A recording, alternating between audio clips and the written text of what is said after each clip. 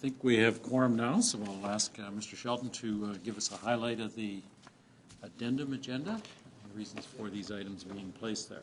Mr. Shelton. Thank you, Mr. Mayor, members of council, and the residents in attendance and staff. We do have an addendum. So item 1A is an update to the 2016 schedule of meetings.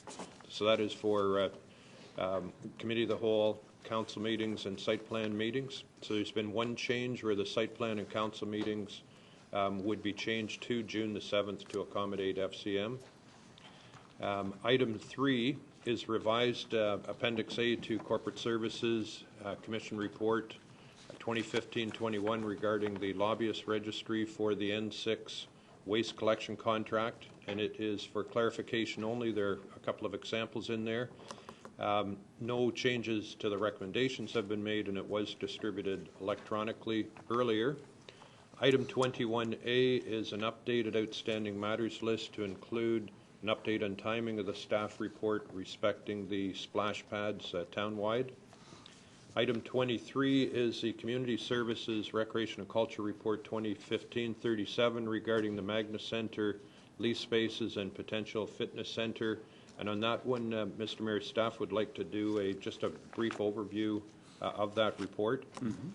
And then item 24, Mr. John Blumenstein to address the committee regarding item 15 of the agenda, being item 2 of the Site Plan Review Committee minutes of October 26, 2015 regarding an application for amendment to site plan approval at 16635 Yonge Street. And then item 8 is a hand-delivered correspondence from Wendy Gamoida, I believe, and Mr. Scott Stewart, presidents of York Region Condominium Corporations 969 and 944 respectively, and this relates to the Planning and Building Services Report 2015-43, which is an application for official plan amendment, zoning bylaw amendment, and draft plan of subdivision for 955 and 995 Mulock Drive, which was also distributed electronically.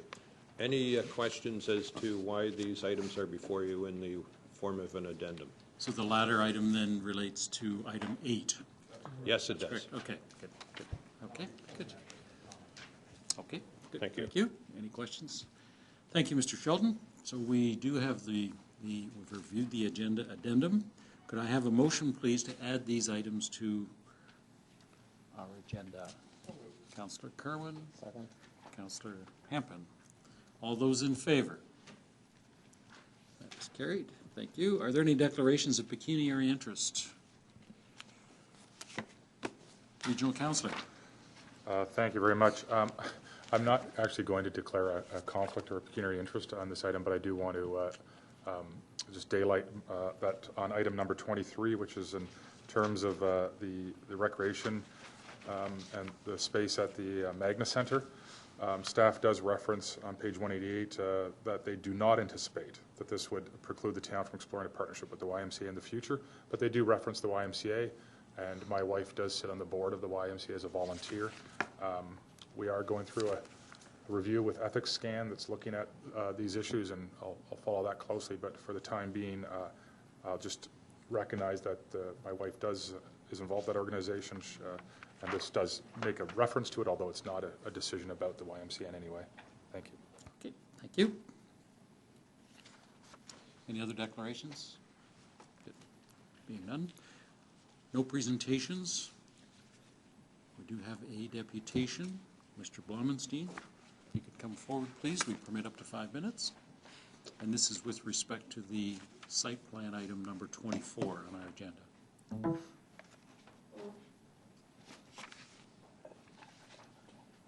Oh, sorry. Yeah, item number 24 is the request for the deputation. The item on the agenda is item number 15. Okay, thank you. Thank you, Mr. Mayor. Sorry, John, can you push the button? The center button? Is the... Yeah. Yep. Thank you, Mr. Mayor. I live about 250 meters south of this proposed site, and I chose to purchase in this area because it was ideally walkable. Groceries and other retailers, banks, restaurants, schools are all within a short distance from my home, and I can walk there to my intended destination. If I can't walk to my intended destination, The YRT, Viva, and Go bus are all passed by at the corner of Yonge and Savage. I've spoken to my councillor about my concerns for this area. I've also spoken with Commissioner Nohammer about it as well. There's a comment that the Town of Newmarket staff should work with the applicant regarding pedestrian safety at the Savage Street entrance in the recommendation before you. Acknowledging that the present condition of this entrance isn't safe for pedestrians is a start, and I would hope that staff would also seek consultation from area residents, commuters, and Sir William Mulock High School students who walk this way each day as well. In my opinion, you can't fix a bad design. There's too much going on in this area of the Savage Road entrance, and the application to build a Shoppers Drug Mart may be your only opportunity to ensure the safety of pedestrians walking along Savage Road to and from Yonge Street is guaranteed. So I'm asking Council to protect our neighborhood by closing the applicant's Savage Road entrance altogether. I know you have a map in your package. Here's a photo I took about mid-September for you. And here's a close-up of that same intersection. Although Savage Road is residential street, right directly across from this accident, it's entirely homes. You have here one of the busiest intersections going into this particular plaza. This residential street simply can't handle the current volume of traffic, let alone augmenting to it when Shoppers Drug Mart is open in that area. What you see before you is the MA for the Mandarin restaurant, and for perspective, the Shoppers Drug Mart would go in front of that. So in between where the accident is and the Mandarin. The map you've received in your packets doesn't show all the necessary detail. On screen, I've highlighted and numbered 1 through 4 the entrances that are shown on the map that you've received. You'll notice that entrance 3 and 4 are immediately beside the Shoppers Drug Mart being proposed, and entrance 2 is the one that I have an issue with. Entrance 5 isn't shown on your map, but it's approximately 20 meters north of the Mandarin restaurant. This is a large plaza, but it isn't larger than the 404 Plaza located at 1111 Davis Drive. That plaza has a Metro, a Walmart, a Shoppers Drug Mart, banks, sports store, and so on. 1111 Davis Drive does not have 5 entranceways, so it's my belief that 16635, Yonge Street can also get by with less. What isn't shown on your map is the areas that I've highlighted as 6 and 7 as well. Number 6 is Shanahan Boulevard, and there are approximately 80 to 100 homes on that street that use this intersection each day for commuting.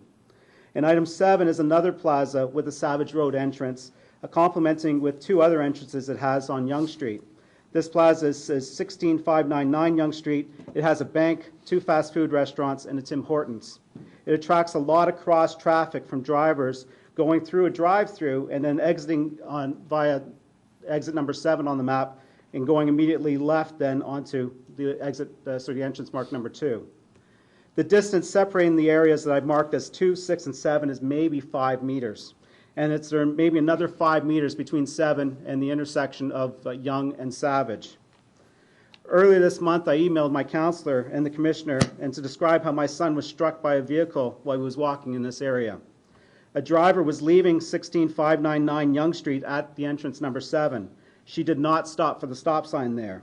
She was making a right-hand turn, but her head was facing left because she was trying to beat the advanced green turn signal for cars turning from Yonge Street onto Savage Road.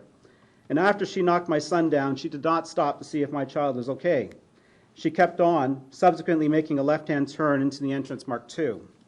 This incident could have been avoided, of course, had she left 16599 Yonge Street via its Yonge Street entrance and entered 16635 Yonge Street via the entrances marked as 3 or 4. It's obviously the preferable way for someone to travel between these 2 locations, and it's the only route that ensures the safety of pedestrians. So I want Council to be aware also that Mr. Nohammer was very responsive to my inquiries, and he came to visit the site himself. And when we discussed it later, he had several options that he described for me that could help with pedestrians as well. So I did want to mention that to you. Okay. My feeling is that there's too many cars. I'm just wrapping up. Thank you. My feeling is too many cars making left and right-hand turns between 6, 7, and 2. The chaos is compounded by the proximity of Yonge Street, which is just a few meters away. This plaza does not need 5 entrances when there's higher volume plazas such as the 404 Plaza that can manage with less. And it's my hope that Council recognizes Savage as an area where pedestrians do travel quite a bit. Okay, thank you. Any questions or clarification? Councilor Sponga? Thank you, Mr. Blumenstein, for the presentation. Is your issue with number 2 both access and egress, or just access? It's both. It's a heavily traveled area, and it's by far the most busiest area of entrance of the 5. Okay, thank you. Thank you. And it's a residential street. Any further questions? Could I have a motion then to receive the deputation to refer that to staff? Councilor Bloom-Plumley and Councilor Brazans. All those in favor? That is carried. Thank you. Might be a good time for us to bring forward item number 15 then, which is the site plan review for 16635 Yonge Street. The recommendations are before you. Could I have a motion with respect to the recommendations?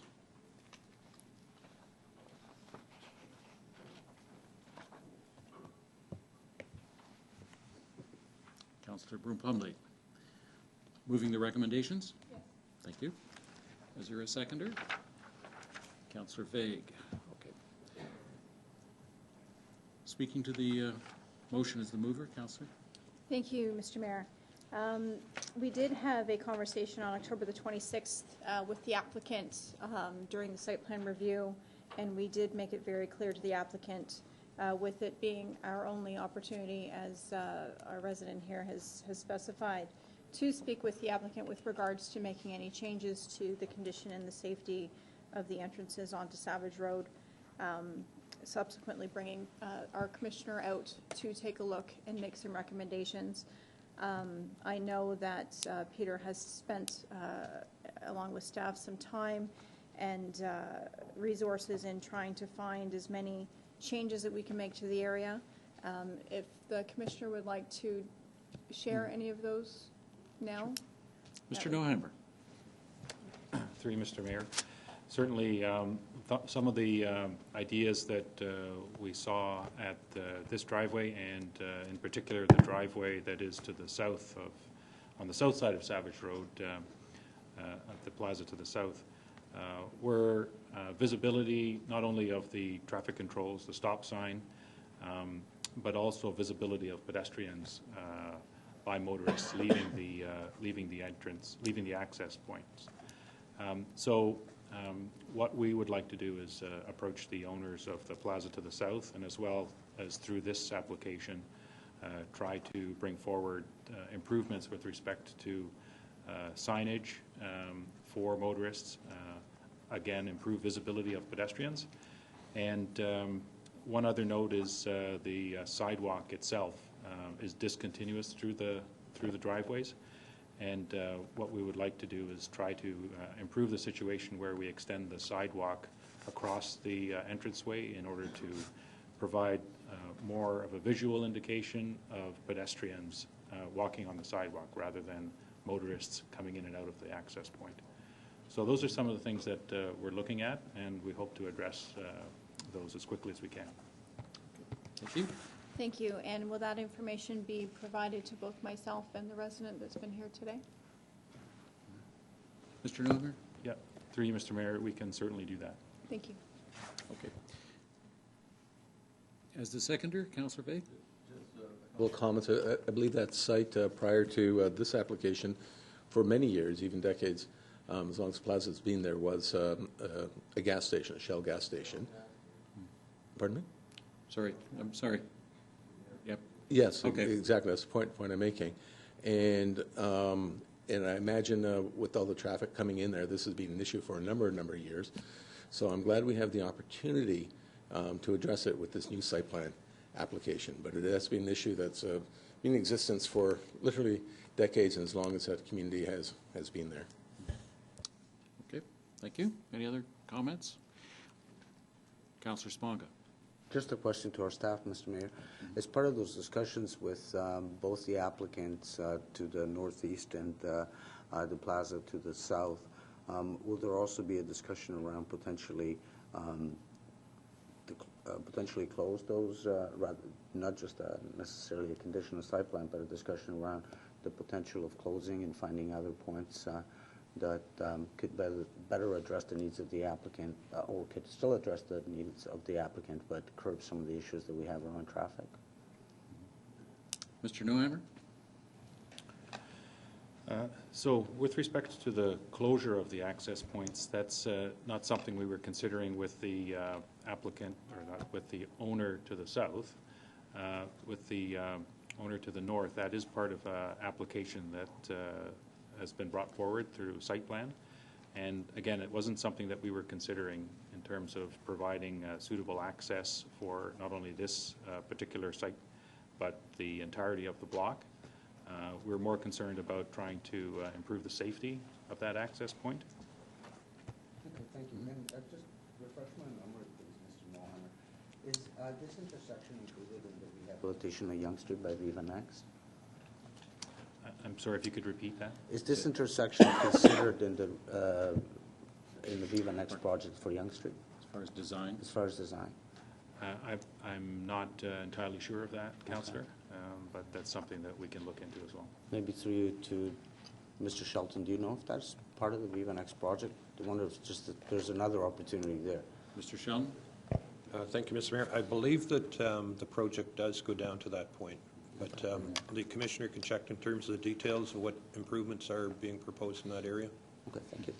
But with respect to entrance number 2, that's far enough off of Yonge Street that might not be impacted? I'm not sure, but it's a consideration. So we've referred the deputation to staff for their consideration, and the recommendations with the report do provide for staff to work with the applicant to address those concerns. So I'm satisfied with that portion of it, so I will be supporting the recommendations. Any further comments? All those in favor? Any opposed? That is carried. Thank you. Okay.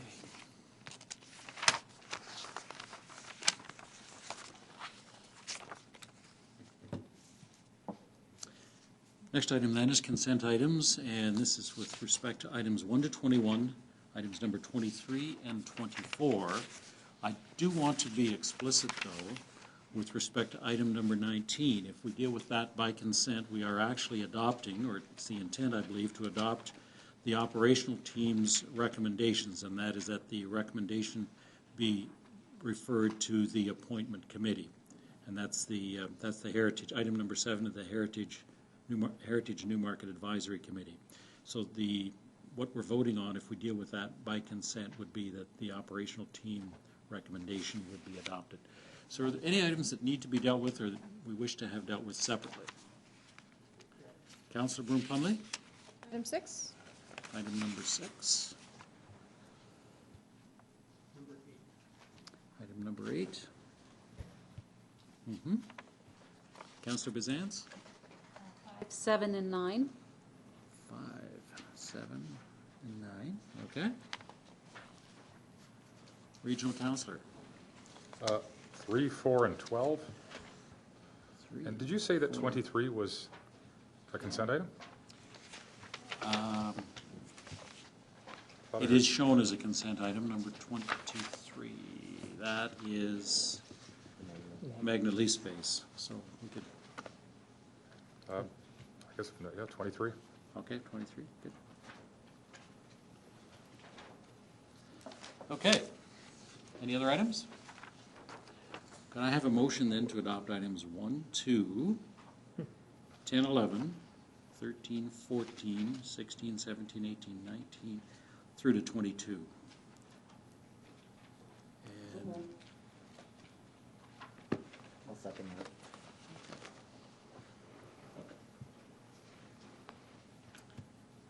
all those in favor? Unopposed, and that is carried.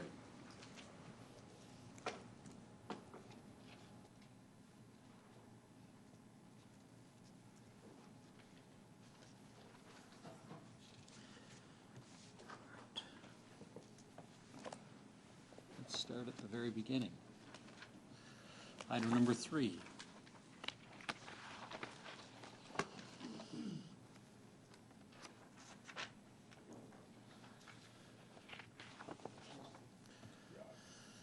Okay. Yep. All right. Motion, please, then. Moved by Regional Councillor, seconded by? Councillor Kerwin, okay, just for discussion purposes at this point. Okay, Regional Councillor is the mover. Thanks very much. I'm still a bit confused by this this direction. The one thing that was brought up and it was put here for our consideration, and I raised it last time, was the option of council simply not allowing, instead of having a lobby framework, a registry that would indicate when a member of council or a member of staff, I guess, was lobbied by a proponent for the waste contract, a very significant contract, that we simply consider not allowing that lobbying to take place, period. It seems to me, and I could be misreading this, but I think it says on the top of 34, council should consider the optics of allowing potential proponents to make a deputation at a public meeting so close to the issuance of a request for proposal. It's recommended that deputations at public meetings for potential opponents be scheduled after the conclusion of the blackout period. I think what I'm reading is that even before the blackout, that it's not recommended that there's deputations directly to council. Where I'm getting confused, though, is under the option that's recommended to us, there can be lobbying directly to individual members of council, I believe, if I'm reading this correctly, and that they would, but it would go on a registry. And the part I'm having trouble with, and if anybody can speak to it or explain to me maybe where I'm getting it wrong, is that if the point is to be as transparent as possible on a very lucrative contract, one that's had a history, I think it's fair to say, a history of proponents reaching out at various levels of government in this jurisdiction and others to elected officials and staff.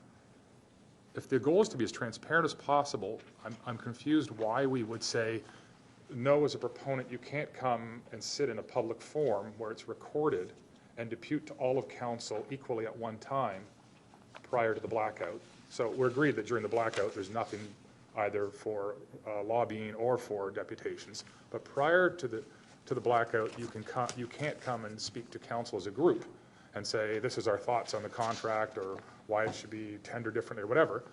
But you can go and sit down with individual members of council in private, and they just need to make a note somewhere, I had a meeting.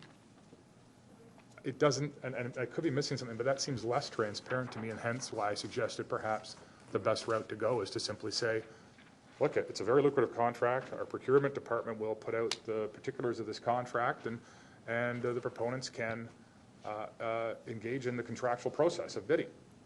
And the one thing that staff points out here is that, well, lobbying can be an opportunity for the proponent or council to learn more about either the proponent's concerns or for council to give back feedback about how the contracts are, how service levels have been in the past, et cetera. But again, I don't understand why, if that's an opportunity to learn, wouldn't that learning be better if we did it as a group in an open setting that's recorded, as opposed to one-on-one in private, and then you sign a registry saying, I had a meeting where lobbying could take place or stronger arm twisting, and it wouldn't be on the record. So I guess that's my first question to staff. Am I reading it right in what I'm describing, or have I gotten it wrong? And B, if my rationale is not correct, where am I incorrect or not? Okay, Mr. Brower? Thank you, Mr. Mayor. No, you are correct in reading it as such. The rationale for restricting deputations at a council or a committee of the whole meeting is because as opposed to an interaction that happens between an individual member of council, council as a whole could then direct or make a motion or exercise its legislative functions. So that's the intent, is to ensure that the RFP preparation process is handled at arm's length by staff. We were trying to balance that principle with allowing individual members of council to continue in their representative roles. So not restricting the one-on-one discussion, because in that context they wouldn't have that individual councillors don't have that statutory power. And there may be some areas where the members of the ward councillors or yourself or the mayor wish to give feedback, as you say, on service levels. the lobbying framework around this is new to Newmarket, and it does come with some, philosophical opinions, I guess, and frameworks. And I guess that when it comes down to it, it has to be comfortable for what you, as councillors, feel is appropriate. There was an option in the appendix of not having any interactions as well, so that is there. The other issue that we were thinking about is that where only one potential proponent makes a deputation where others may not, how does that skew the process, or could that skew the process in terms of developing the RFP? So, probably we would need to think about inviting all the proponents, and we're not sure who would be doing that until you've issued the RFP and they've been able to respond to it. So you're kind of giving potentially a preference to a group before they've even themselves decided to submit. So I understand when you're talking about it does come with a little bit of gray, but we gave it our best approach and based on the research and practices at the City of Toronto, for example. Okay, so thank you, and that is helpful. I guess my thought on it, members of council, is I guess the way I see it is that if we have a lobbyist registry and somebody from extremely large waste company X calls me and says, I would like to have a meeting, my options are to say no or to say yes and enter it in a registry where it'll say John met with large company X, and that's about it. Giant question mark. Right? So I am almost invariably going to say, I think I'll decline the meeting, unless it was open and people could see what was occurring, because then I'd be comfortable that people would see and know it was an above board type of conversation, which obviously it would be, but you want the optic to be as strong as the reality. So I guess where I'm leaning towards is option A says no lobbyist rules or guidelines established for the time period prior to the issuance, et cetera. So there's some options there, but where I'm really leaning towards is, and I'm hearing what Andrew's saying about, if you have the proponents potentially have the option to come in, first of all, maybe then we'll just start a queue and everybody else, 6 or 8 or whoever, or 3 or 4, will want to come in and do a presentation. And there is the potential for a reactionary motion, and that's probably not best practices when it comes to procurement. But I also don't like the idea of one-on-one meetings with members of council that are not open, or that people don't know what the content was other than it occurred. So I think I'd be interested in people's thoughts or staff's thoughts, but I'm tempted to make a motion that we send this back one more time. And what I'm leaning towards personally anyway is a system where staff can and should, regardless, and I think already have been doing that in different ways, but go through a process of asking council for feedback on the contract in general, the previous one, what we'd like to see in it or out of it, which I think we're doing that through what's been coming forward, but there could be one-on-ones or an email around to council. So that's us providing our feedback, which then would be filtered through staff to proponents in one form or another. But more importantly, in the other way, I think we can get all the feedback we would need just as well from one-on-ones as we could through the proponent being able to, not in front of council where motions could be made, but through the proponent simply being, all of them having the option to send in a written deputation or information for staff and council, which would come in the form of information report. And so we would have the benefit of hearing what we would hear in a meeting, but it wouldn't be one-on-one behind closed doors, and it would be public information about feedback from the proponent. That's where I lean to, is simply saying no one-on-one lobbying prior to the blackout, during the blackout, or after the blackout, but written submissions to all of council and staff, public written submissions to all of council and staff are obviously welcome if they feel there's a need to educate us or to provide us with some input or thought. So I'd be interested for feedback from anybody, including staff, and if unless there's a red flag on that from staff, I probably will make that motion, but I'll wait a bit for. Okay. I have 3 people in the queue. Councillor Broom-Plumley. Thank you. The Bellamy report, I was just reviewing it quickly. It states that we as council should not participate in evaluating bids, but it also states whenever possible, council and committees should make all procurement decisions in public. So to John's point, we could not participate in evaluating the bids, but any services that were to come to us, we could suggest that their information be made public. as opposed to us actually having a sit-down meeting with them. We could suggest to that service that that information be made public. And my second concern with this is with the subject being lobbyist registry for Northern Six waste collection contract. What are the other municipalities? What is their process going to be? Are we going to be subject to not having meetings if we choose to do so, and then they will have deputations in their municipalities? How will that play out? Mr. Brown? Yeah, Mr. Mayor, the rules and the recommendations here can only be applied to Newmarket Council and to Newmarket staff. There is a desire to at least share or make the other and 6 municipalities aware of where we're going with this. It's fair to say that Newmarket is, I guess by virtue of our size, we are looking at this a little bit more closely, and then I imagine that to some extent they may follow or at least consider what Newmarket Council's doing. But there is no, there's no way that Newmarket can compel the other municipalities. What is consistent is once the, because Newmarket's procurement bylaw would be followed once the RFP is issued. So at that point, Newmarket's rules apply, and it would be a joint RFP at that point. Thank you, Andrew. Then I think it should be a little bit more open. I think we should be able to provide an opportunity for any recommendation that we may be receiving be made public, as opposed to keeping it closed. And that may give us a bit more time to see what the other municipalities are intending on doing.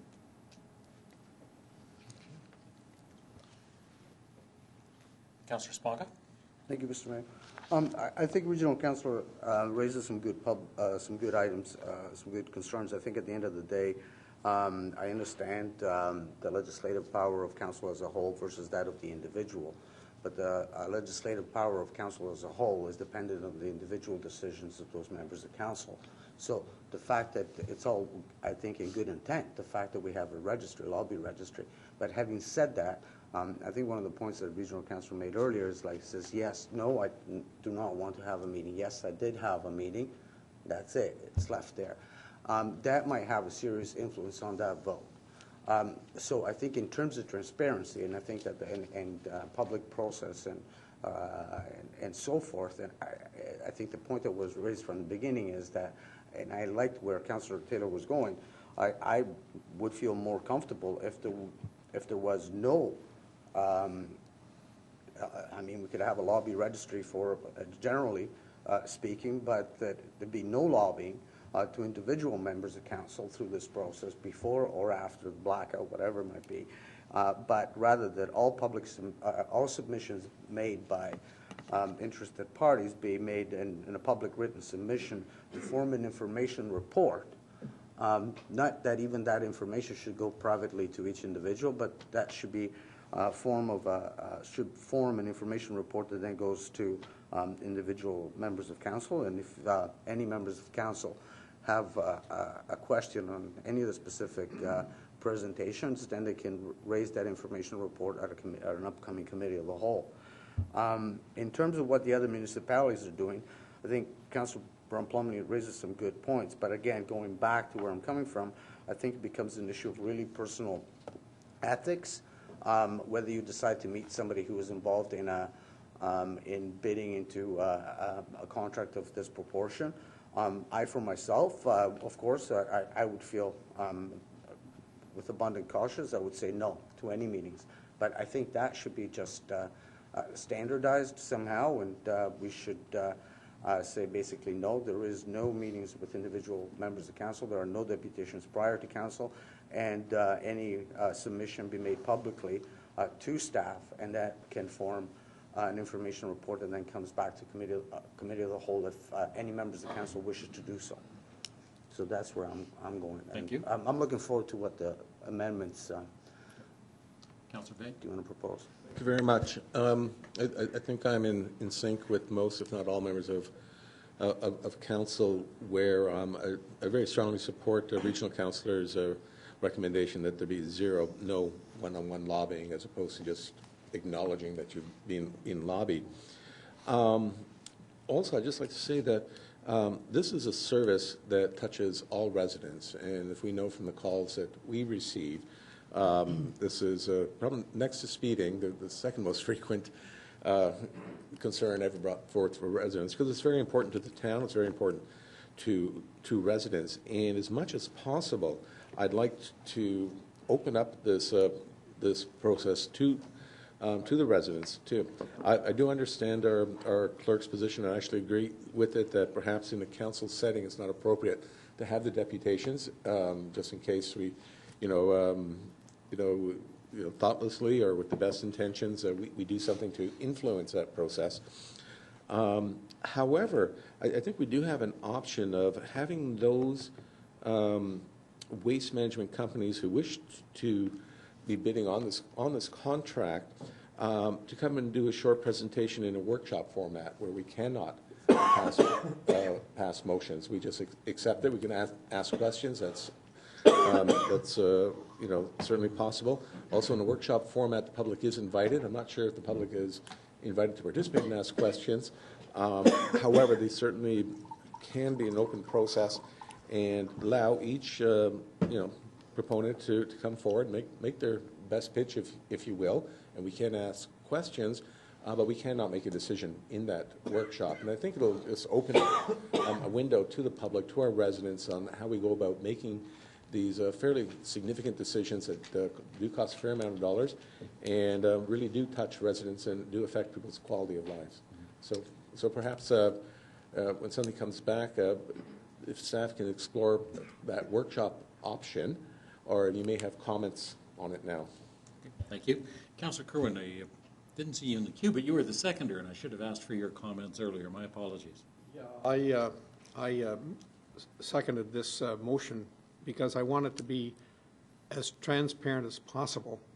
And the route that we're going this way, and with a public forum and input from those who bid on this project, is very, very significant, because as Councillor Vague has said, the second thing that I've dealt with was whether it's blue boxes or green bins or yard waste or landfill material. It was one of the issues that I dealt with constantly for almost 1 year. And I want to know in this bid, because it's a 10-year contract or whatever we go for, whatever the Northern Six goes for. It's hard to believe that 10 years has expired since we were tendering this back to, and Turtle Island originally got the contract, and then they sold out to GFL, Green for Life. And I want to know myself that whoever bids on it, that they're in the RFP, that there were certain steps taken to ensure that whoever gets this has the technical ability to fulfill the contract, Mr. Mayor. So I like the route that we're going. And we should be informed, and our residents should be informed, because after all, we as the ward councillors are the one who gets the phone calls when the blue boxes aren't picked up, or the yard waste isn't picked up, or the green bins weren't picked up, or whatever. So I like what you're doing, Regional Councillor, so that's why I seconded to get it on the floor. Okay, thank you. My observations are that, number one, and maybe Mr. Shelton can elaborate on that, but the expectations that we have with respect to service levels will need to be defined in the RFP. I'm ever so mindful of the ruling, was it the Bellamy ruling, in terms of the influence and lobbying with respect to procurement, and I really want to make sure, and it's one of the reasons why I asked staff to take a look at a process where either that becomes A, restrictive, or B, becomes transparent. And so I'm reluctant to have any presentations here, because I think what we should do is set out what we expect to be done in the contract, and then we have staff that will have to measure each of the RFPs in terms of what can be accomplished in the contract. So I'm leaning more towards saying absolutely no lobbying, because again, my concern is around the concerns that was identified by the Bellamy report. So it was the Bellamy report, was it? Was the Bellamy report. So if there was going to be an amendment, I would support one that says absolutely no lobbying, and let people make their best pitch and let that best pitch be judged against the criteria that we set through people who have the ability to measure those things. And so we've got to be really clear in terms of what we set out in the RFP. So my question, Mr. Shelton, is we will have a look at the criteria and the performance measures. Will that be circulated to council for approval, the RFP, or the expectations that we set for the contractor? Thank you, Mr. Mayor. In terms of council's role on the technical side and the criteria side, that is something that we would be looking to council for. So to take a look at the evaluation criteria and some of the discussions with the recently with the Northern Six is that there seems to be a greater emphasis possibly in this case shown on quality of work. So that balance of price and quality. So that is something that would come back to all of the councils, the criteria for the evaluation, the level of service, any items like that. So it is tied down before we go out to the RFP. But the RFP process, and I believe the Bellamy report fully supports this as a best practice, and that is one that after council has weighed in on what you're evaluating, what it's being evaluated against, and so on, that it's a process that takes place, and the recommendation for the award does come back into the council chambers. So I'm not sure what the motion will say, but if there's any sort of doubt in terms of are we following the Bellamy report recommendations and so on, we can always report back to council. And in terms of the choice on lobbying, no lobbying, or this sort of voluntary approach, we're in your hands. I did also want to say that we are taking a leadership role in this because with N6 initiatives, they are led by different municipalities. So this time around, we're leading the solid waste contract both at the engineering level and at the procurement level. So we have a fairly significant role in this particular initiative. Okay, thank you. Regional Councillor?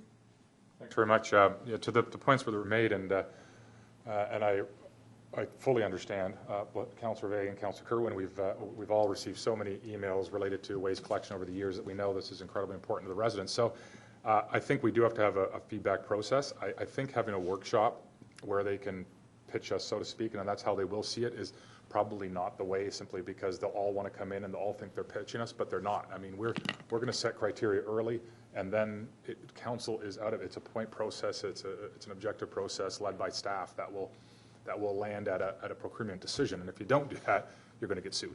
So we need to follow that process very, very carefully. But what I'm suggesting is that we refer this back to staff to bring back an option, a hybrid option, which has much of B in it. But this option would set out a process or a process which would essentially go for what was discussed earlier, which is the most transparency and the most restrictive, which is obviously nothing during the blackout period. Prior to the blackout period, no lobbying of members of council or staff, obviously with the exception of, it's not lobbying then, but discussions with procurement department or other necessary staff members, and how that gets covered, I'll leave it to staff in the next report. I think, though, that the direction we'd be giving would be to the hybrid portion, which would be that because prior to the blackout, you do want to leave some conduit for, I mean, there are businesses, and they might even be businesses in the community, in the region, and they need to have some sort of option. And I think that's where you get into the written option. So we're going to have our option and opportunity through staff and the reporting back on the RFP terms, et cetera, to make sure it reflects our residents' concerns. If they have a concern as a proponent, they can do that in writing through to staff and council to be brought as an information report, and then everybody would be aware of it. It would be a public document. However, I suspect in this option, staff may want to lay out the potential that it might not be public. Because on the occasion, certainly at the region where we've had large corporations in the waste industry want to contact us pre-blackout period, it's sometimes to say, well, they don't think the process is right, and that could have legal implications, and so it might have to be in camera. So I don't want to say that this guaranteed that whatever's coming back to us from a proponent will be public, because we don't know what they're giving us, and it might require an in-camera aspect. So anyway, I hope that's enough feedback to say that refer this back to staff to bring back a hybrid option reflecting the comments made by members by council.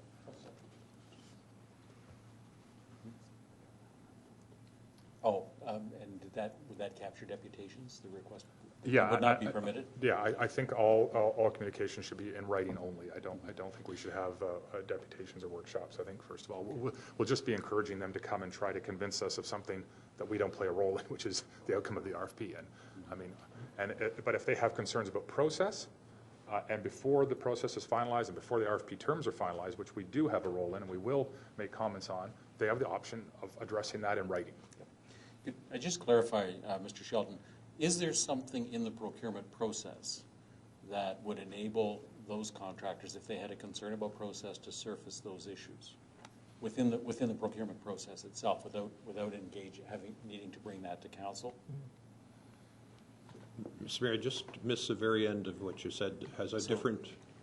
Yeah, so if I understand Regional Councillor correctly, is if there is a proponent that has a concern about the process or the way that we're approaching the RFP process, if there's could be improved or should be improved or has some inaccuracies, does the procurement process enable that kind of feedback back to staff or to the procurement group so that could be considered and addressed? Yes, there are, I guess, two different periods of time. One before the RFP goes out. So if any potential contractor that would bid on this has any comments or whatever, they can do that directly through purchasing. We keep that focused in that manner unless there is a technical staff that's also included in that. So that is before. And then when the RFP goes out, that is strictly between the proponent and the purchasing area. And again, with the technical committee, and again, if council wishes us to look into this, we could certainly do that. And if we have any concerns relative to that process, that the last part of that explanation on the direction, we can always come back to you with our comments on it. Does that address your concerns, John? About if a proponent has a concern about the process, does that address your concern, or do you still want that? I would still want I think it's very important. I mean, we're dealing with procurement, which is a very different animal than every other decision we make. And we know it's much more restricted. We know there's a much smaller role of council. Bellamy has spoken to it. But I do think there's a democratic responsibility pre-blackout to leave some conduit or some means of communicating with council if they felt the need to. And I think this is the most transparent and but most restrictive as well, while still allowing some conduit. And I think that's important. So I think we should leave some means in place. You don't want to have a discussion with the proponent afterwards. Well, if only I wanted you to know that there's a new technology that could have, if that was in the RFP, that could have saved you millions of dollars. Now, of course, staff would flag that too, but you don't want to be in a position to say, well, I never heard about that. And so this ensures that they can bring anything they think they need to, and maybe it'll be nothing.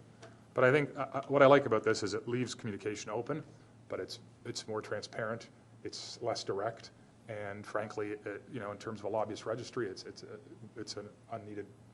Under this scenario, there is no lobbying. It's very clear.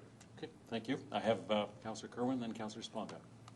Yeah, I like a lot of the things that have been mentioned. And Mr. Mayor, you brought it up with regard to the Bellamy report. For me, I take that for granted. And if councillors have not read the Bellamy report, they should. And this goes back to the Tom Jakobic computer issue with the City of Toronto. It's certainly well worth reading, and I just take that for granted. I like some of the comments that Mr. Shelton has mentioned, and that's quality and the technical, and they have to be included in the RFP.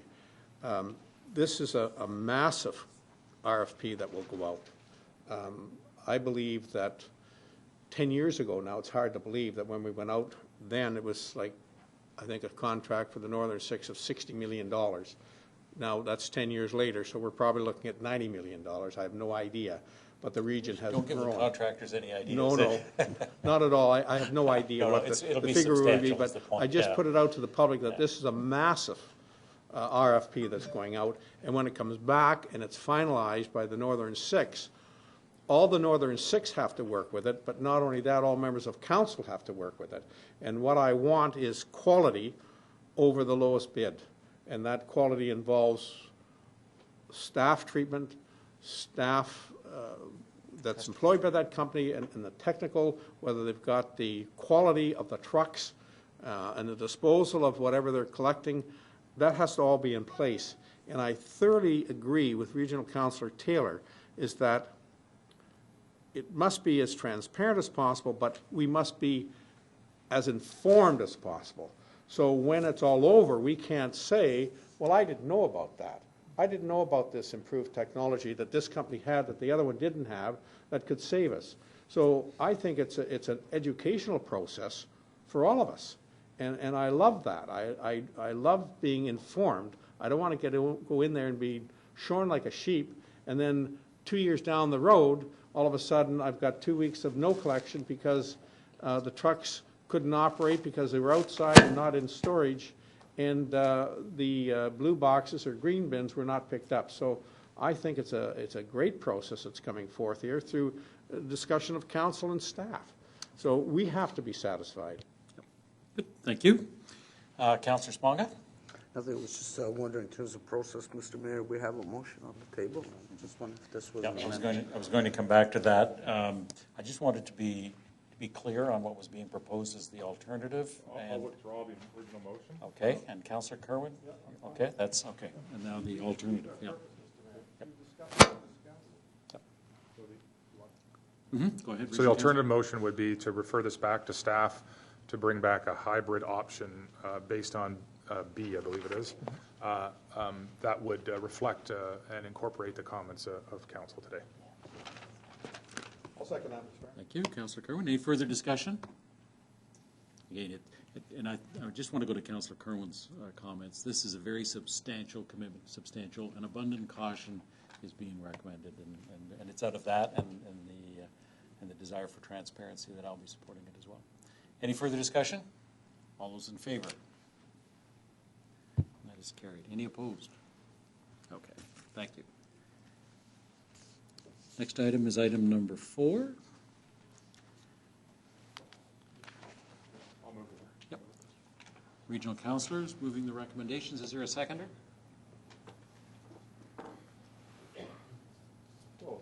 I'll second this. Okay. On the floor. Thank No you. problem.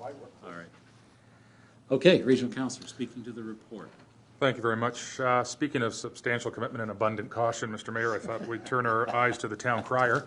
That's huge money here, John. I just want to say I'm fine with the recommendations, but I did want to raise a couple of comments for staff to consider when moving forward on this. The one in particular is that it's suggested, although it's not tied down in the motion, so I don't think it has to be addressed in the motion, but that this is possibly, there would be a competition for which there may or may not be enough applicants for a competition, but regardless, there would be a potential competition. And that it suggested that perhaps at the opening of the old town hall.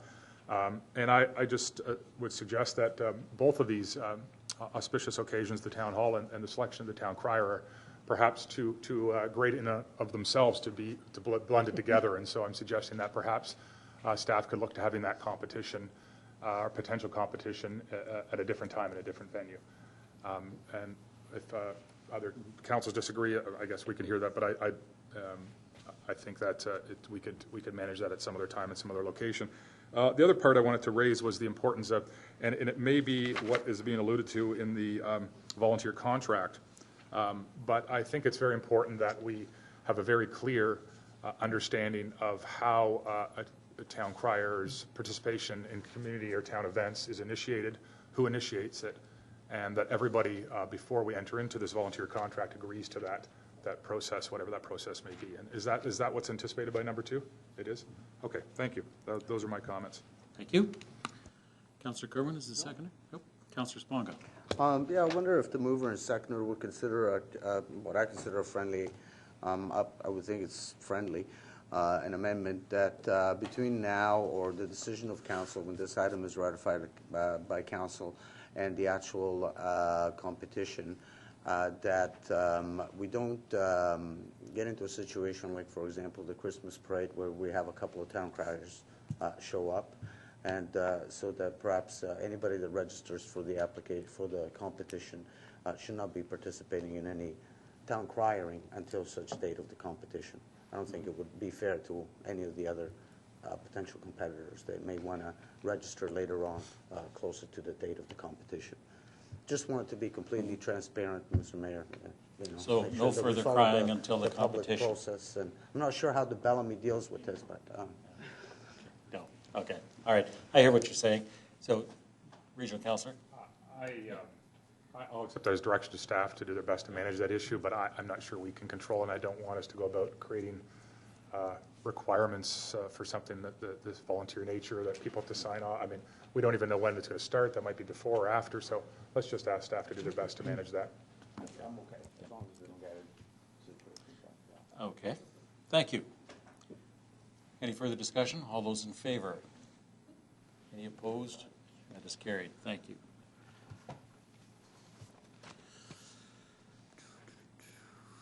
Item number 5, that's the noise exemption for Viva Next. We do have the recommendations. Oh, sorry, item number, yeah, it's the noise bylaw. Councillor Bizans? Thank you, Mr. Mayor. I would just don't mind making this motion, but I would like to have some discussion about some of the implications as well. So just to get it on the table, I'll move the motion as it stands. Okay, is there a seconder? Councillor Broom-Plumley? Okay, speaking to the motion. Yeah, so the issue is with respect to Viva Next looking for an exemption to the noise bylaw for the next year in order to be able to carry on activity through the evening and therefore eliminate the potential for getting in the way of motorists and traffic and pedestrians and so forth. So they want to be able to work throughout the night and have therefore asked for a noise exemption. The motion does recommend that it would be subject to ongoing staff supervision and community impact assessment and revocation if community impact is deemed excessive by staff or council. I don't have any problem with that. I think that's fine and appropriate. My concern, though, is that there is a section of this work that is going to coincide as well with the development of one portion of Glenway, that being at the Yonge and Millard area. And so I'm just concerned that during the day people will be, residents will be subjected to the noise of the development going on for Glenway, and now potentially at night they're going to get noise from the Viva Next construction. So what I would be looking for is some kind of assurance that there would be somebody on staff who would be available in the event that there are complaints or concerns at 2 o'clock in the morning or whatever, that the noise is is excessive or that the community is negatively being impacted. Mm-hmm. Okay. Mr. Nohammer? Oh, no, that would be Commissioner Moore. Thank you, Mr. Mayor. We can't guarantee that someone will be there every single day of the week after hours, only due to vacation schedules and sick leave. But certainly, if a resident did have a complaint, we would urge them to call into our after hours. And we try our best to get out there as soon as we do get those complaints. But again, I can't guarantee that we will have someone there every night of the week. Councillor Bizans?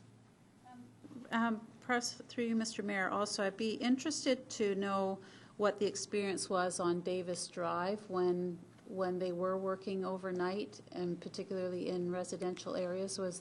Did we receive a lot of complaints or concerns, or how were they managed? Were they managed to the satisfaction of the residents at the time?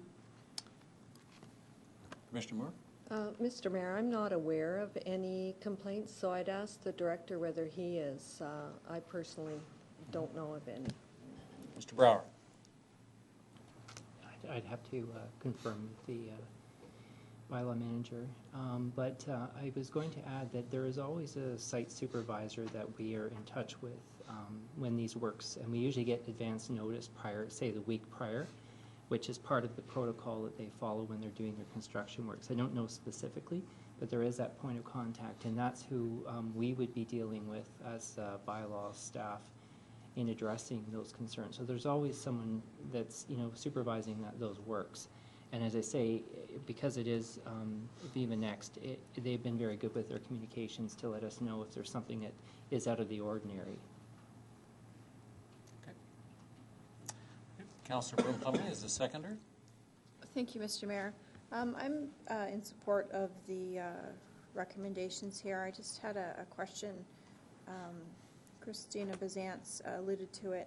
This is the same exemption that was made at the same time last year, I would imagine? Yes, it is. So I guess historically, to Christina's point, was there any concerns then, other than obviously the added impact of the construction? It would be interesting to know if there was a concern, or is it just maybe the construction portion that may be the concern? Commissioner? Mr. Mayor, again, I'm not aware of any, but certainly this report is going on December 14th. I think that is your next council meeting. And so we can certainly give you some additional information before you finally adopt this recommendation. We'll bring it directly to council. Also ask or answer the question about the site supervisor. We can maybe give you some more information on that as well. Okay. Thank you. Councillor Sponga. Thank you, Mr. Mayor. I concur with Commissioner Moore in terms of the frequency of bylaw enforcement officers during the night shift. I know that for a fact that it's more likely that there isn't a shift during the night, and that's nobody's fault but resources that this council is allocated, and we have to manage those resources. And so to have supervision every evening, that didn't occur on Davis Drive. In terms of complaints on Davis Drive, there may not, Commissioner and Director may not be aware of any substantial complaints, but I did raise it actually a couple of times during the Viva Next presentation. Some members of council may recall throughout the Davis Drive project, in the noise exemption, was the backup beeper at night. I don't know if you recall, but that one was the one complaint, and I don't believe I was the only councillor that received that complaint. And I think Viva Next tried to address it, and they came back and said they would talk to their crews, but there might be some labor regulations and so forth that unfortunately can't get around that issue. Having said that, I think I did receive a lot of concerns, not necessarily complaints, about the noise and, what can we do about it. And at the end of the day, I think everybody, residents and ourselves, realize that we have two options. Either they work at night and we don't necessarily have the resources to ensure that the noise doesn't exceed whatever levels are allowed, but we've given them a noise exemption, so that's a noise exemption. We just can make sure they stay within the time limits of that. Or it takes a lot longer to finish the project. And that basically was most of the discussion that took place with residents that had a concern around noise at night. I'll be honest with you, that's how it was resolved. And in a large measure, the night work is to avoid the congestion on the roads during the daytime, during the rush hour times. But Councillor Kerwin? Just to allay your fears, during the construction of Renessa, we, as council, gave exemption to the noise bylaw. And the construction of Renessa went on for over 2 years. During that complete time, and Renessa is to the west of Amica, so lots of residents there, and to the north is Carlson, and sits on Gorham. During that time, in 2 years, I had one complaint, and it was to my home at 1 a.m. in the morning. I got hold of Chris Bobick in South Carolina. He had the lights shut off by 2 a.m. for me, and it was resolved overnight. So and Vanessa's been a complete success story. So I have gone through it, and it's an issue that happens at night, and you really don't get the complaints that you think you might get. In support of Viva Next on the issue, they have been very responsive, and they have been very responsible in the way they approach it, with lots of communications in advance. But we will continue to monitor, and it does provide for staff reviewing if it isn't satisfactory. So I'll be supporting the recommendations, knowing that that's what will happen. Any further discussion? All those in favor? Any opposed? And that is carried. Thank you.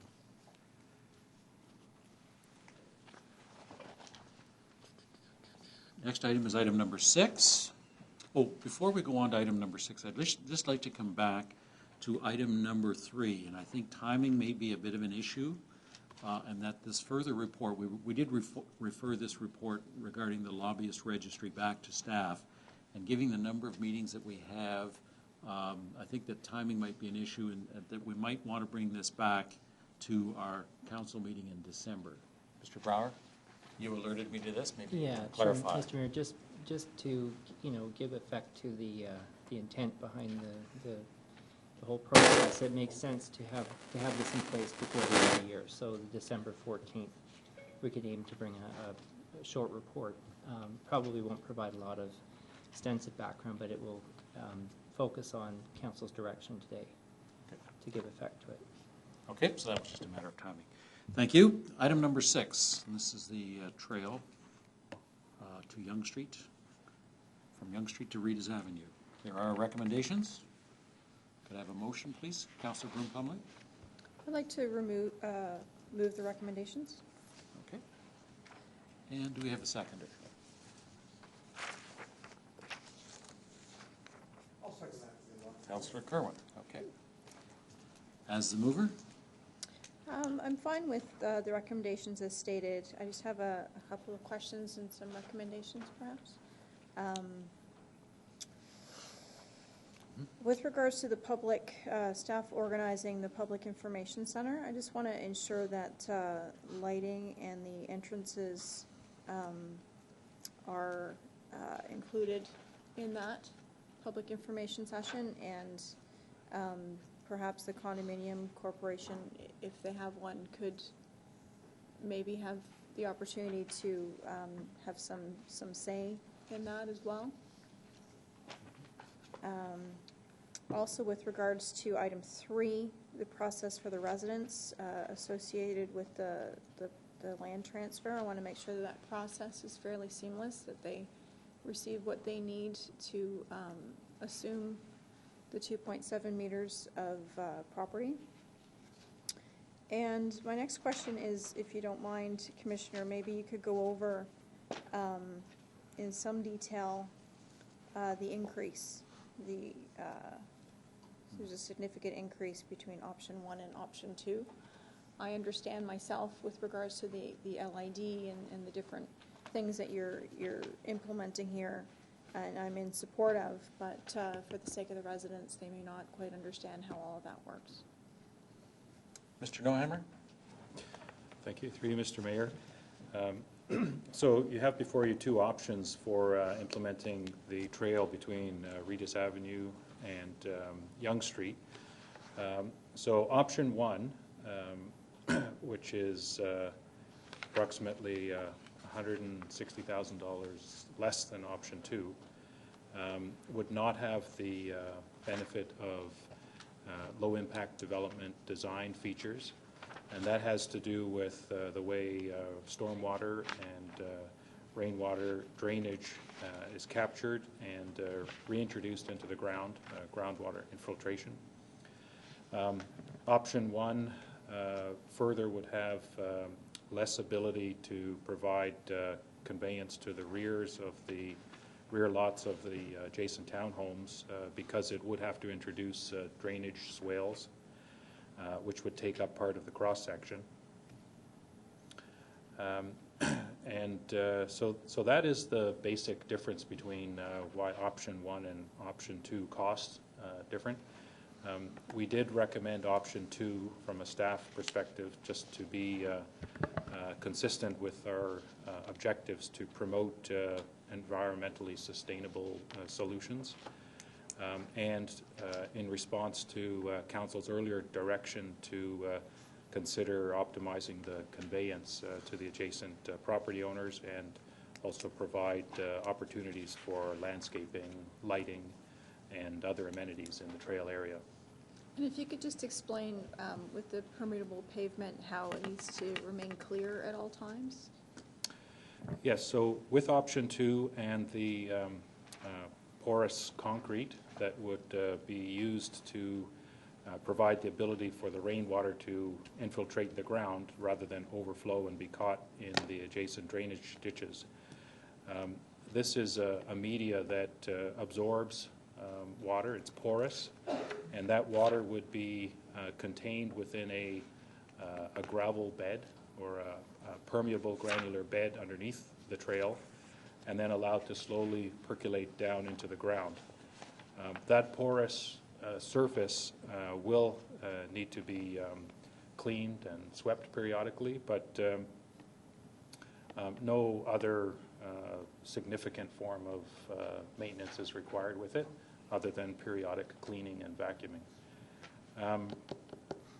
So does that address Yes. your question, Councillor? Thank you. Okay. Thank you. And in terms of, there's 68 houses, I believe, on Tom Taylor Crescent that have been there for some time. There are several on Rita's Avenue and several more to come. I just wanted to reiterate the importance, I feel, of connecting Whipper Watson to this trail in behind Tom Taylor Crescent to Yonge Street. I think it will bring a lot to the residents in the area, and I think it's important that members of council consider this moving forward. Thank you. And the seconder was Councillor Kerwin. Our commissioner, Mr. Neuhammer, has answered the questions that our councillor from that area has proposed, and I'm very happy to move forward. Thank you. Councillor Bazant. I actually have some questions with respect to the comment that this pathway is really going to be a connecting pathway. So it seems to me that in addition to what is a significant cost, there's also going to be some ongoing costs with maintenance. And I'm just wondering what the anticipated volume of traffic is on that to justify that we'd be making this kind of an expense at this point with either option 1 or option 2. It refers to, the pathway promoting more walking and biking to the proposed intensification area, but I thought that the intensification area is actually further north because the area that we're talking about right now is predominantly single-family homes, and it just doesn't really seem to be a pathway that would encourage a lot of traffic, but perhaps I'm misreading something. Through you, Mr. Mayor. As Councillor Bazant's, first of all, the intensification area is meant to refer to the corridor, the Yonge Street corridor.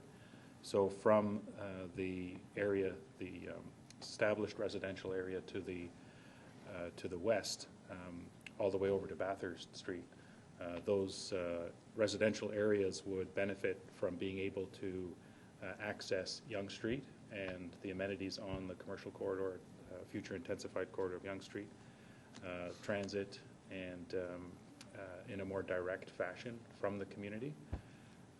And this path has been planned for, I guess, a couple of decades now within the planning documents of the town.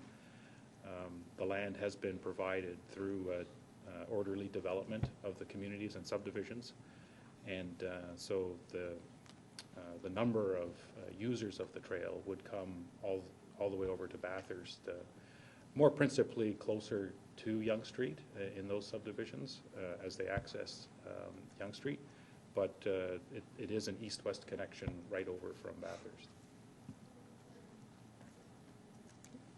Regional Council. Thanks very much. Yeah, I think, and thank you to staff for working with council through this and the community. I think we've found a solution here that addresses some of the concerns of the residents in the area, but as was mentioned by the ward councillor, allows for connectivity. And I think the one thing I think we know from over the years is that trail connections in this town are never a bad idea. I'll go that far. I mean, we have to look at cost and we have to weigh our options, and there's other works we want to do. But it's really one of the strengths of Newmarket is that we've got great trails, and we're starting to make those really important connections from one community to another or to the corridors, and it just keeps getting better and better. And so I'm really glad to see us find a solution here that takes both of the concerns of the resident and connectivity into account. My one question for staff would be, the original, or not the original, but one of the early recommendations was that staff bring back report the intent of significantly addressing certain things. One of those was that last one, and low impact lighting. And I know it's just a little design here, but it says the future decorative light standard. And I think it says in here that it could be removed, but it's a provisional item, but it is, I think, budgeted for in this budget. I hope it is, because I think lighting of the trails are incredibly important, particularly this one, because it is in a fairly narrow covered area. It could be very dark back there, and safety, we have to give consideration to safety, very high consideration to safety. So my question there would be, well, I suspect we're not at this point. I assume that decorative light standard is not indicative of where we're going, and that we are taking in consideration the motion about low impact lighting, something that might be lower in height, directional, to keep the impact from the residents in the area, but still to make sure that there's some lighting for pedestrians. Because I think, again, there are solutions that can be a win-win. Mm-hmm. Yes, Mr. Neuheimer? Through you, Mr. Mayor. Yes, so that can be addressed through the design process. There is provisional items for pedestrian trail lighting and the electrical work necessary to implement that, as well as some feature uplighting if there's any other amenity that needs sort of low impact type lighting to accentuate it. But certainly lighting would be an area that would be the subject of further design review and discussion at the PIC as well. Right, so there'll be a chance for the public to see what the lighting design is specifically. Absolutely. But yeah, if we could look at some different models out there for, I think, even lower in height, but low impact, directional, et cetera, because as I pointed out, that was reflected in the last motion prior to this. Thank you. Thank you. Councillor Broom-Plumley. Thank you, Mr. Mayor. And just to address a question from a resident that's here today, should this motion be approved, what time frame are we looking at before this would begin? So with the approval and endorsement by committee and council, we would initiate the design and look forward to implementing this in the 2016 construction season. And again, I just wanted to thank the residents for their input and for coming out today. Melanie's here, and she's been here for all the meetings, and she's been a great leader for this project. I just wanted to thank her and anyone else who you've been working with. If you could pass my thanks along, really appreciate it. Thank you. Councillor Kerwin. Well, as the seconder, anything we've done with the trail systems has just been overwhelmingly used by our residents. I look at the extension of the rejuvenation of the west side of the Tom Taylor Trail, the work that we've done this summer. It's just incredible. And then again, the extension of the Tom Taylor Trail up the north side of Yonge Street, again, extends the trail system. Tapestry over in Ward 1. All the investments that we have made in our trail systems have been brought us back rewards by our residents. They use them. When you go down to these trails, you realize how well they're used in every season of the year, whether it's the winter or whether it's fall or spring or summer. So this is just now an addition, and I look forward to eventually an east-west connector from Leslie Street through to our Fairy Lake area, or even the extension of the Dave Kerwin Trail up into the Green Lane in East Gwillimbury. So I'm giving you a heads up, Mr. Neuhammer. And you never cease to, you never fail to impress me, Peter, with the knowledge that you've gleaned and overcome in your short term with the town of Newmarket. So you're always there with the answers. So thank you so much. Thank you. Okay, and I believe that although not in the recommendations, there was some discussion around out-of-pocket expenses with respect to the transfer, and that the municipality would be absorbing that. Also in terms of the land value that's being transferred over, and I think it's a little late in the dialogue for us to be introducing that, but I think there's the value of the land is in the range of about $350 for each one of the lots. But it's something, a consideration that if we are looking at this in future, and like I say, it's too late to introduce that into the discussions now, but in future we should give some thought to recovering the value of the land and or recovering the out-of-pocket expenses. So just for some guidance for the future. All those in favor? Oh, Councillor Hempel? Mr. Mayor, you mentioned that it's too late in the process. Can you explain that to me? Well, it wasn't part of the discussion when we provided direction back to staff, when we asked staff to come back and provide another solution. And so it's a little late in the discussion now for us to be requesting that these items now be part of the dialogue.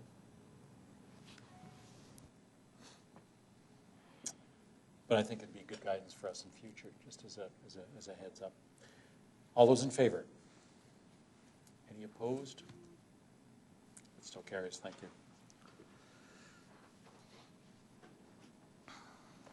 you. Item number 7.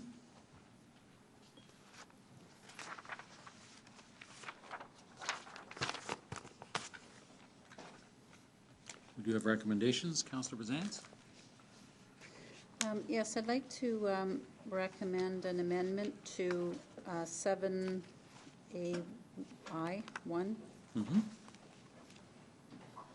And that is to remove the part of the sentence that reads, as may be deemed appropriate and necessary on an application-by-application basis. So it now reads that the items listed in Table 1 Action Plan form the basis for the future processing of development applications within the town. Okay. Is there a seconder for the motion as amended? Councillor Sponga. Councillor Bazan, speaking to the motion. Yes, thank you. This item refers to the action plan that staff have developed regarding the Glenway Lessons Learned session that we had. We brought in a facilitator to enable discussion amongst the community, the developers, and council members who were in attendance, to look at the whole history and outcome of what happened with the Glenway development, to better understand what took place and to look at whether there were elements of the process and the outcome that we could take forward as lessons learned to avoid such situations, or to improve our ability to make decisions around development applications in the town on a go-forward basis. And the report actually provided by the facilitator actually gave us quite I think a lot of insight into areas not only of concern but of some very fruitful, productive recommendations, not only to staff but also to council moving forward. As a result, I had brought forward to council a recommendation that we look at that plan, and we asked staff then to develop an action plan with some defined timetable to bring that to fruition. The action plan is before us, but I think that if we look at this as just an action plan that we would sort of bring out and dust off when it's deemed appropriate and on an application-by-application basis, we would be losing out on a lot of the very strong recommendations that came forward at that lessons learned meeting and putting us in good stead in the future. Some of the elements that I also felt were missing in the action plan related to how council can be more effective in and aggressive in defending our official plan when it's deemed necessary. And although the appendix and the report itself speak to the fact that anybody has an ability to amend an official plan, I think that one of the learnings we had through the process was that there are also some times when perhaps council will want to be more aggressive in defending the official plan, and that we should have then the mechanisms in place and the tools in place to allow us as a council to do that, and not just sort of leave the destiny entirely in the hands of a third party. There's also reference to hiring a consultant or a mediator to be used as needed. We may not always need to have a facilitator. I think that if we have a very strong idea of where we want to be and where we want to end up, that council can do that itself. I also think that there's and I agree with the heavy emphasis on public consultation. We've put in place a number of new mechanisms to ensure that. But I think as well there's an opportunity to look at things such as how we can ensure that there's more transparency around how decisions are made, including decisions in closed sessions. So, for example, while the minutes of closed sessions just really report on what the decision was, what we're missing, I think, for people and to provide sort of future insight into how decisions were made is a context report. So not necessarily going into providing details that we can't because of a confidentiality, but at least to provide some context to people to understand why a decision was made the way it was made. So I think that while the action plan certainly highlights some of the key things, that there are some other elements still embedded within the facilitator's final report to us that were sort of overlooked or missing in the action plan. And I think that as an action plan, then it should be the document and the tool that gives us something strong to work from in the future, as opposed to just, as I said, bringing it out on a case-by-case basis. Okay, thank you. And the seconder there was Councillor Sponga. Councillor Sponga is the seconder? Yes, thank you. I think Councillor Byzantz has made very good points. I don't need to go over them. I think all I'd like to add is that at the end of the day, a lot of those tools that will give us the opportunity to fight when it's necessary to fight for our official plan eventually have to come from the province. And along with the respect that upper tier provincial government has to have and boards have to have, such as the OMB, for land use documents that are adopted by the lower tier municipality, and that at the end of the day are usually documents that are shaped around legislation that comes from the provinces, such as places to grow, rural legislation, water legislation, whatever it may be. And so as municipalities try to shape their official plans and their zoning bylaws to those type of upper tier forms of government, those legislations, I think that in turn the province and boards such as the OMB, there has to be proper legislation where those decisions made by the municipalities are respected, along with the proper tools, including potential financing, to fight those applications and not just leave the taxpayers, the residents of a small municipality, flip for the bill. All they've done is try to defend their official plans and what they've rightly put in place. Thank you, Mr. Mayor. Regional Councillor. Thanks very much. 3 areas I want to speak to on this, and the first one is where Councillor Sponga left off, which is on the OMB. And and just understanding where we're at with this issue. I think it's obviously a very important issue. I have to admit, I'm not as hopeful as I once was that we're going to see a meaningful change here. But is there some perhaps we should be more directly engaging our member of provincial parliament to bring us some insights on to where we're at with this process and to ensure that our voice is being heard. I think it's, again, OMB reform, I think, can be viewed by some, perhaps within government, that it's a potential weakness in against some of the greater planning objectives, allowing municipalities to perhaps have the leeway to not execute provincial policy in the way they would like to see it executed, and that's the area that worries me. But I guess any insight from staff or yourself, Mr. Mayor, on where we're at with our efforts to raise awareness around OMB reform and having, if nothing new is to be heard, which I suspect is the case, then perhaps I might suggest that that we ask for a meeting with the member of provincial parliament and perhaps the appropriate minister. Again, I mean, we've spoken before, I've spoken before, but I think we need to, it's like one of these things where you just have to revisit it constantly. So any comments? Well, beyond the regional municipality of York's presentation, and I think that was in January 14, and the town's presentation, I think we had one in January as well. There was a further report from the Finance and Admin Group around the OMB reform, and that was in May of this year. I don't know what the status of the two bills that relate to the Planning Act reform. So that might be something that we could follow up, or perhaps Mr. Nethery could tell us where those bills stand.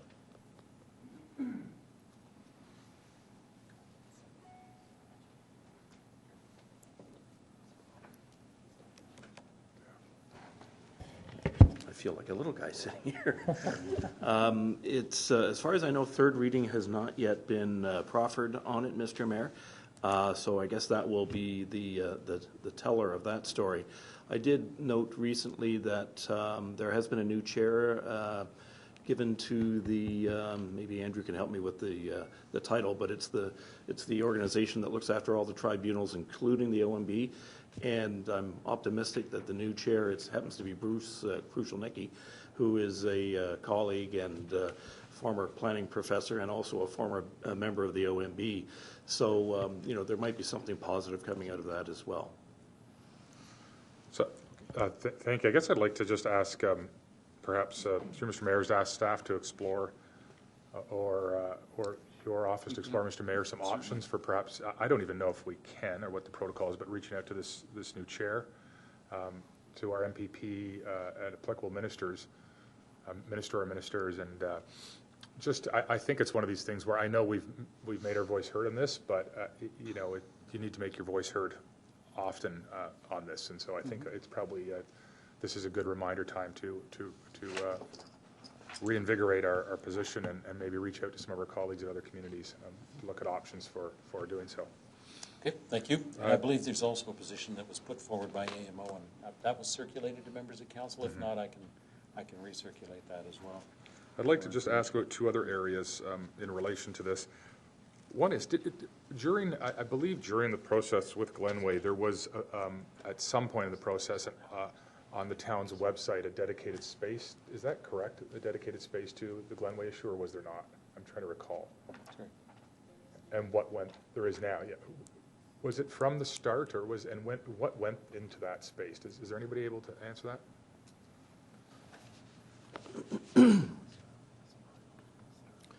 Through you, Mr. Mayor, that page on the town's own website included a variety of information, including any of your staff's planning reports, as well as a lot of the information that had been provided by the applicants in terms of their, things like traffic reports and other things. So that was, kept reasonably up to date. It was starting to get a little bit full because there were different iterations of, say, a traffic report that had been peer reviewed and so on. So you really had to sift through it to make sure that you were following the right track. But it was provided on that.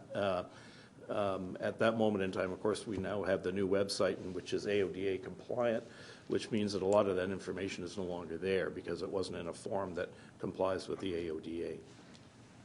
Okay, I guess where I'm going with this is that, so if this is about lessons learned, is there now a protocol in place that would say, whether it's the Forest Green development or the Toth development or another phase of Glenway, that there would be instantly a space made and up to date so that residents can know a single point of access, web access, which would provide any kind of reports or information that's new and timely as a new standard?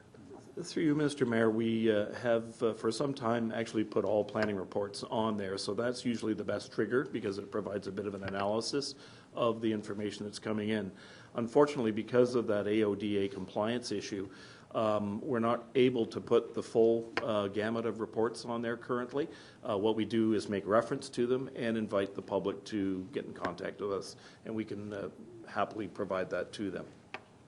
So I guess and I apologize for not understanding this better, but I need to understand this, because the website is AODA compliant, and does that mean that we can't put a lot of our documents now online because it would be too difficult to make them or cumbersome to make them AOD? Through you, Mr. Mayor, it's an interesting issue, and Anita's just advised that there are attempts being made to look at that currently. I know that there was an internal staff team that was tasked with making, common town and municipal documents AODA compliant, such as your official plan, your secondary plan, and things like that. And so there's some technique that ultimately we're hopeful can do that, as well as establishing new templates for the documents that we prepare internally that will be AODA compliant. And what that really means is that, they have to be in a form that is understandable to an automated reader that might be utilized by someone who has sight issues. So regular font and that sort of thing is usually not too much trouble. Things like planning documents that are ripe with charts and maps and so on gives that kind of a machine some grief. So there's different techniques that have to be done to try to do that. And frankly, it's a bit of an onerous task to be able to go back in time and convert all that information. We're certainly able to make it available to people, but we can't put it on there if it's not compliant. So we can't. We can make reference to it and tell you where you can find it, and we can provide it to you. So, we may find ourselves at some point in the future where that we've overcome that in a technological methodology, but we're not quite there yet today. Okay, well, that's certainly a bit of a catch-22. My last question is in regards to in-camera items. There's been a lot of discussion through this and lessons learned around in-camera information, et cetera. The one thing we've been discussing for a while, and I'm just wondering where we're at with it, is a in-camera in-camera report protocol. So, the idea that not unlike our pending items, I guess it is, list, that there would be a list of, or some sort of directory of in-camera items, and we would have a status on where they're at, and, are they, deemed to be in camera currently? Have they been brought out of camera, partially out of camera, or they'll need to remain in camera perhaps forever? I suspect there's one or two things like that. But have we gotten any further with, and I'm pretty sure I know we've had some at least informal discussions, but I believe in some formal discussions around trying to have a better handle or a better protocol for dealing with that, so that not only ourselves as a council have a clear understanding where we're at with some of these in-camera items, but the public does as well in terms of what state we're at or what the status is on each one. Mr. Brown? Thank you, Mr. Mayor. Specifically regarding a tracking document that is in our work plan. We haven't fleshed that out entirely. It's in there for the first part of 216. We do, as you know, include and have changed the templates for the in-camera reports to make it a little bit clearer in terms of what is voted on in public, and also what information will be made public at a particular point in time. For example, if it's a land matter, typically a matter might become public when it is registered with the registrar's office on title. So there are some efforts being made to try to frame that We don't, as you know, it's really in terms of releasing in-camera information, it's where council directs it or where there's an individual that makes an FOI request, and then we evaluate it at that particular point in time. We don't have and most municipalities don't have a routine process for disclosure of the materials itself. I think what Councillor Bizance is referring to is going to be part of the review where we try to perhaps create a standalone document that can glean and provide greater context to, why, or, aspects of what might have been discussed in camera without compromising confidentiality, which is the other principle that's, the reason why the matter's been in camera to begin with. So these are just process improvements we're looking at for 216.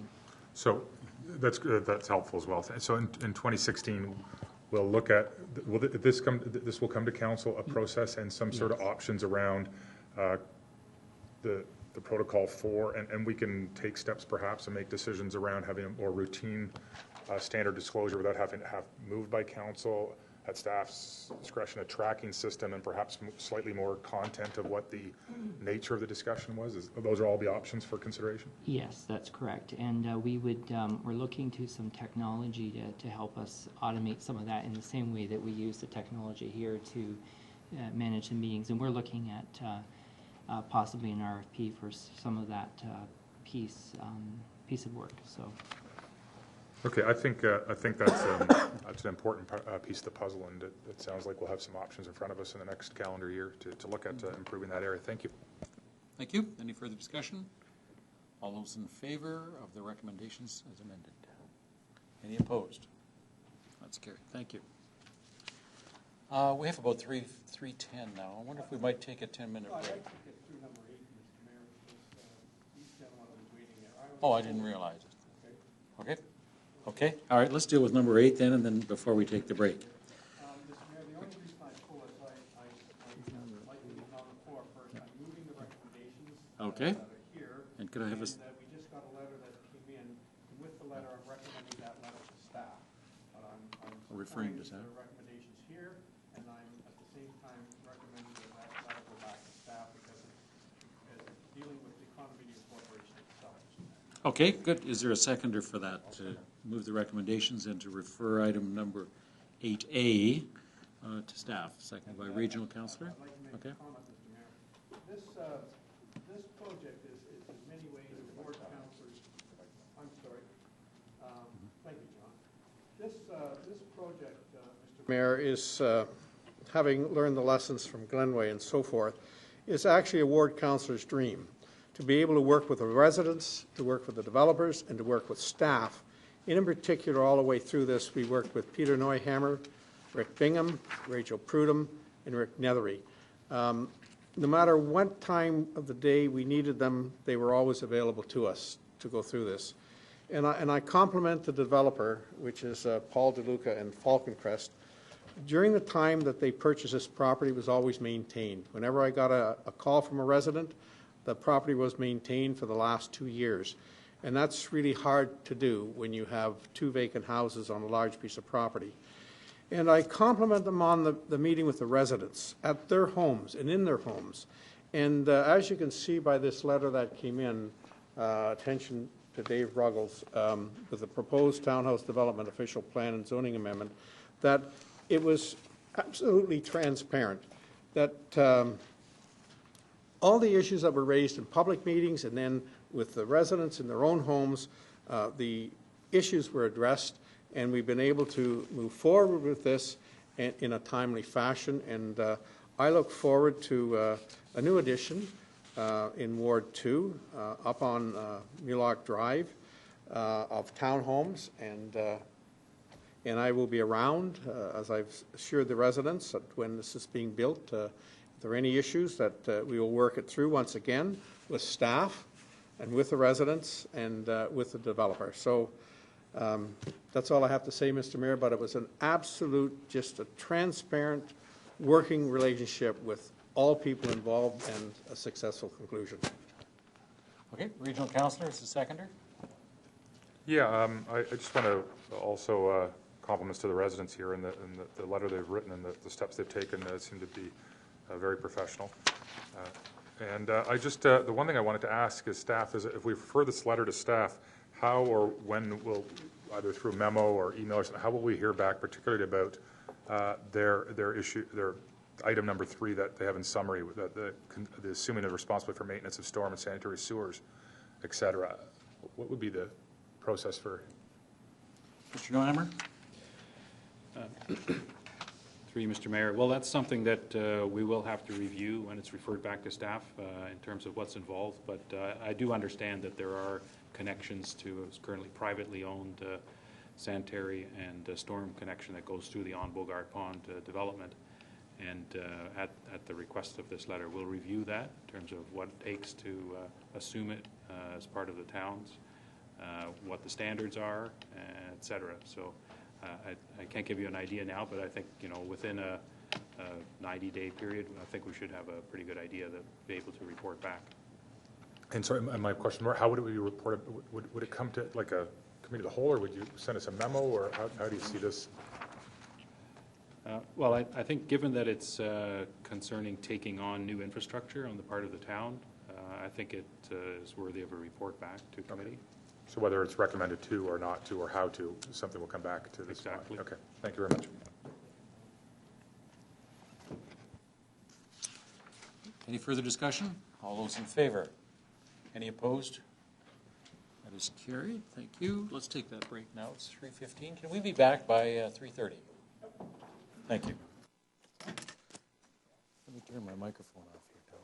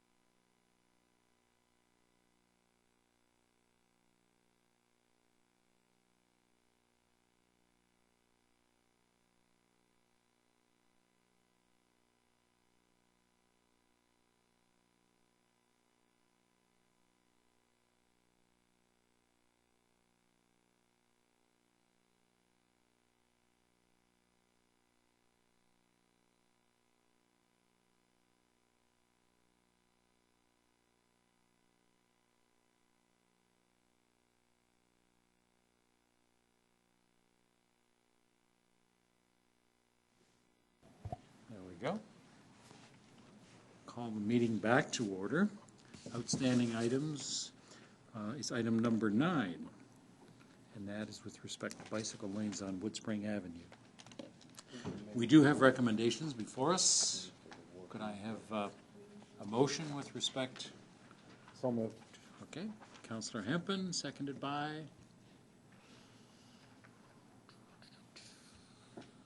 Somebody should second it, that way we can. I'll second to get on the table. Okay. Councillor Sponga seconding it. Okay. All right, Councillor Hempin as the mover. No, I'll wait for the ward councillor to speak on it. Okay, Councillor Sponga. All right, Councillor Bizantz. Okay, I'm actually going to speak against the motion as it stands and instead would like to refer it back to staff for some further information. First of all, I'd just like to clarify that I do support the active transportation plan and the objectives of it, and I am very supportive of the bike lanes on Woodspring.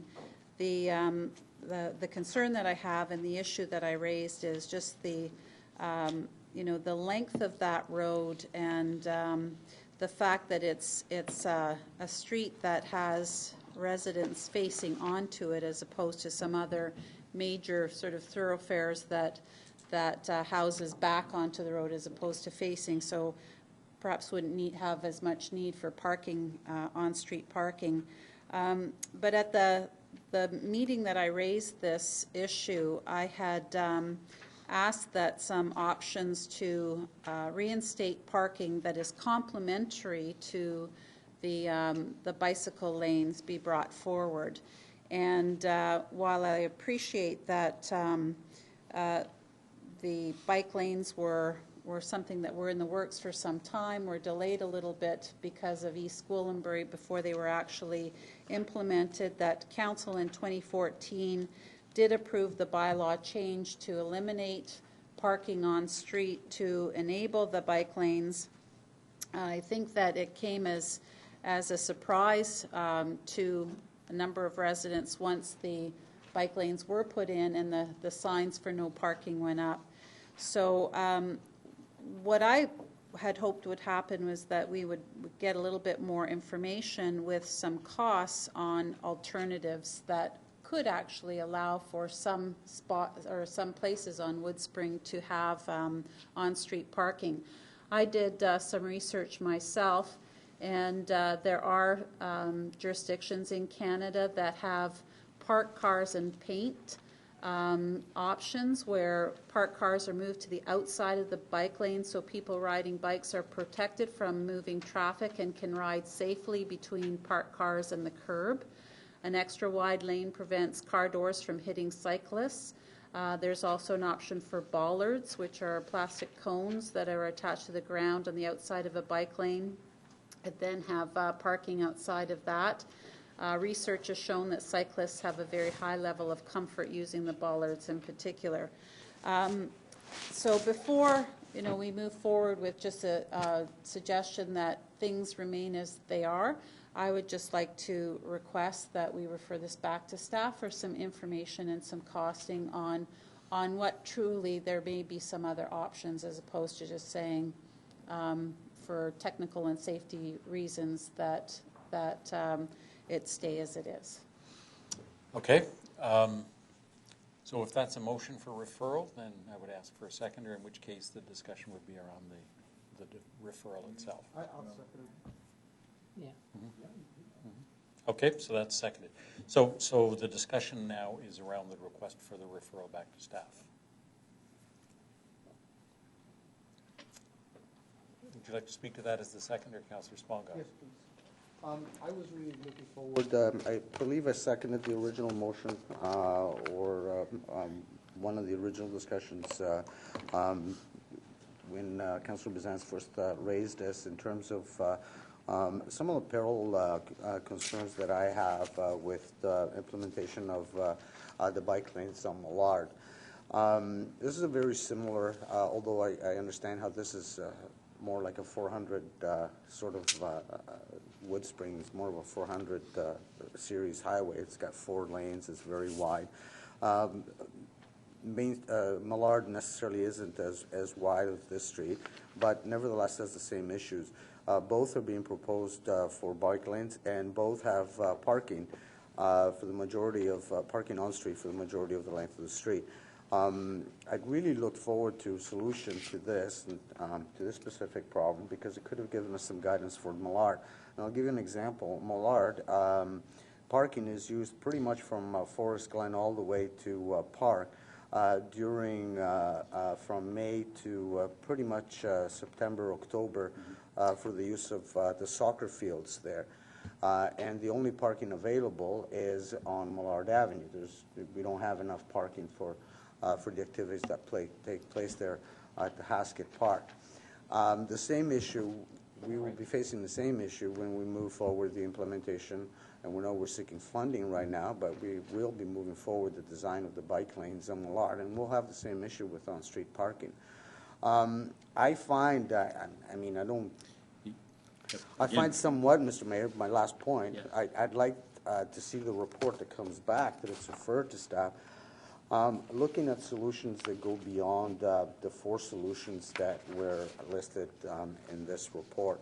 I think, honestly, to have to ask neighbors, visitors are coming to visit, and there's nowhere to park, to go knock at somebody's door and say, "Can I park in your driveway?" I don't think that's something we expect. So we're not discussing the report itself, but okay, the but merits I of the would hope, referral.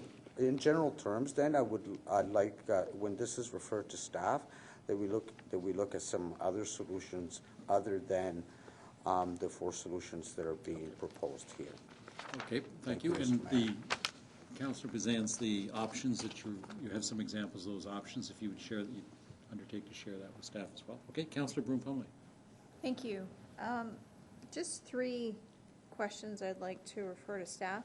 How many public parking spots are there available in the Woodspring and Bonshaw Avenue area? How often has bylaw gone to the area and given infractions? And are there similar feelings being presented in East Cornbury? So that would all be part of the areas that you'd like covered in the Yes, further please. report. Okay, good, thank you. Regional Councillor? Thanks very much. I'll support a referral to get greater information, and I just hope we're getting a full report on all the information. I'm sure from Councillor Bazan's earlier comments on the trail sheet would support a cost analysis and how many parking spots are being affected here, and the user rate of those, and what the trying to put in parking in both would be financial implication, particularly with the models that are looked at. There's some models out there that have more safety features, as was pointed out, others that have less. Also, I assume we would hear back if this space required would require the need for the removal of the center turn lane on Woodspring, and I assume that would be part of the report. And I actually wouldn't mind a little, if the report could provide a little background on what occurred previously, because I think it was stated that the residents were surprised in 2014 by this, and I think the report would demonstrate that there was quite a bit of information about this, including newspaper articles, et cetera. So I'd like to see that as well. So because I hope we didn't surprise anybody. Typically, we have quite a bit of consultation about these types of things. So thank you. And it might well have been unintended consequences, or people hadn't given consideration to the impact. So, okay. Any further discussion with respect to the referral? Being none, all those in favor? Any opposed? That is carried. Thank you. Next item is number 12, and that is the patio pilot project. There is a recommendation. Can I have a motion, please? Regional Councillor? Thanks very much. I think we had an extremely successful pilot, so I do support the direction, but I'd like to offer a slightly amended recommendation. And it can be, it's the same as everything that is here, with the exception of number 3, and that staff consider an additional applicant. I am I am, well, yeah, so one additional applicant, and I would like to hear from staff also about whether that means locations that are immediately on Main, or can it be slightly off of Main? It would be one question I have as well, but I can address that, I guess, after. Yep, let's hear from, is there a seconder? I would second it this time, Mr. Mayor, but I will be suggesting further amendment. Okay. All right, speaking as the mover then, Regional Councillor. Thanks very much. So again, I think we've had a very successful pilot project. I know there was concern on the street, and that's fair, very fair. And we heard from residents, and we tried from the BIA, et cetera, and other store owners, and we tried to manage those concerns in our pilot. It seemed, from my experience and from the report we have from staff here, that it was a very successful pilot. I, for one, thought it was added a great dynamic, a great new element to Main Street, and sort of constantly sending out the message that Main Street is changing, improving, and offering new opportunities for people who want to come to the street. So I thought that was excellent.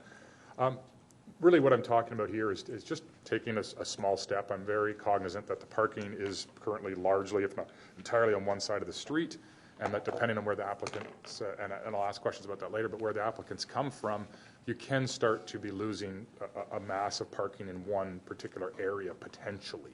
And I wouldn't mind hearing a little bit about how we manage everything, one end or the other of Main Street. But really in short, I'm just thinking that I think this is something we can add. There's almost an advantage to going one now and maybe another one the following year. It allows you to see how it's going. Is there really an impact on the parking on Main Street with another one as opposed to two? And if it's not, the next year you add another one. It's almost like Canada's Wonderland tries to add a new ride every year, right? So there's always something new for people to go, oh, there's something else happen on Main Street each year. So I'm just lean towards taking this in two steps, and but I would like to hear from staff about whether this has to be right on Main, or I think there's at least one, if not two, locations that might potentially be slightly, just slightly off of Main, or within a certain small distance of Main. Okay, Councillor Sponga is the seconder. Yes, last week at the meeting of the Lower Main Street Business Improvement Association Board of Directors, this item was discussed at length, and there was consensus. First of all, I'll second the comments of Councillor Taylor. This was a very successful pilot on the Main Street. I think the report does outline some of the numbers, and the merchants, the businesses on Main Street have definitely seen the benefit and the added pedestrian traffic and added attention to the Main Street with this pilot project that occurred. Having said that, they had some concerns around the expansion of that program, and so although they did support the initial recommendations to basically move forward with some additional locations and potentially a fee structure, they asked two conditions. I think that were the motion that was passed at the BIA is different than the motion that's being proposed by staff in front of us, but we will not see that motion until the minutes of the Business Improvement Association come in January. But I can tell you that motion pretty much had two conditions, and that one of them being that the two new locations be vetted, two new locations that would cause a loss of parking be vetted through the Lower BIA, Board of Management or Board of Directors, and second, that they would be consulted on the establishment of a fee structure. I believe that with the amendment that Councillor Taylor is proposing, I think we are able to relieve some of the concerns around two potential parking spots being lost in the same location, because from my understanding, Councillor Taylor is proposing move forward with only one additional this year, so I'll definitely support that. But I would still ask, and if maybe staff, when they're addressing some of the questions for Councillor Taylor, could also address and give us a little idea of how they would establish a fee structure and whether there's an opportunity for the BIA to be included. They're not opposed to a fee. They would just like to be included in those discussions how the fee structure will be set. Chris, go ahead. Thank you, Mr. Mayor. Yes, in response to both the councillor and regional councillor, the BIA also, there was one other I should mention. that there was one other point that they raised in their minutes, in addition to the cost structure and reviewing any applications that require on-street parking. They also want to be consulted on how late the patios stay open. The current pilot allowed them to stay open till 10 p.m. and whereas across the town we allow patios to stay open till 11. And so that's something that the proponents would like us to reconsider standardizing the hours. However, we are dealing with the Main Street area and there are people living in the area. So that was the third area that the BIA asked to be involved in. With respect to the on-street parking, on the east side of the street, there aren't at this time a lot of additional parking spots that are available if someone wanted to put a patio in that would require on-street parking.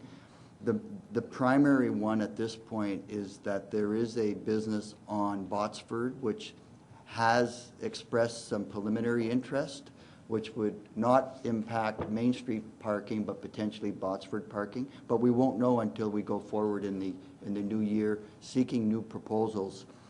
The reason we put 2 in here initially is that we anticipate the 2 existing ones will come forward, and we wanted to allow an additional couple if there was one on Botsford, potentially one on Main Street. But I'm quite, I think everybody would be prepared to consider one additional one, and as the regional councillor said, to grow it slowly and move forward that way. Okay, thank you. Councillor Kerwin. Yes,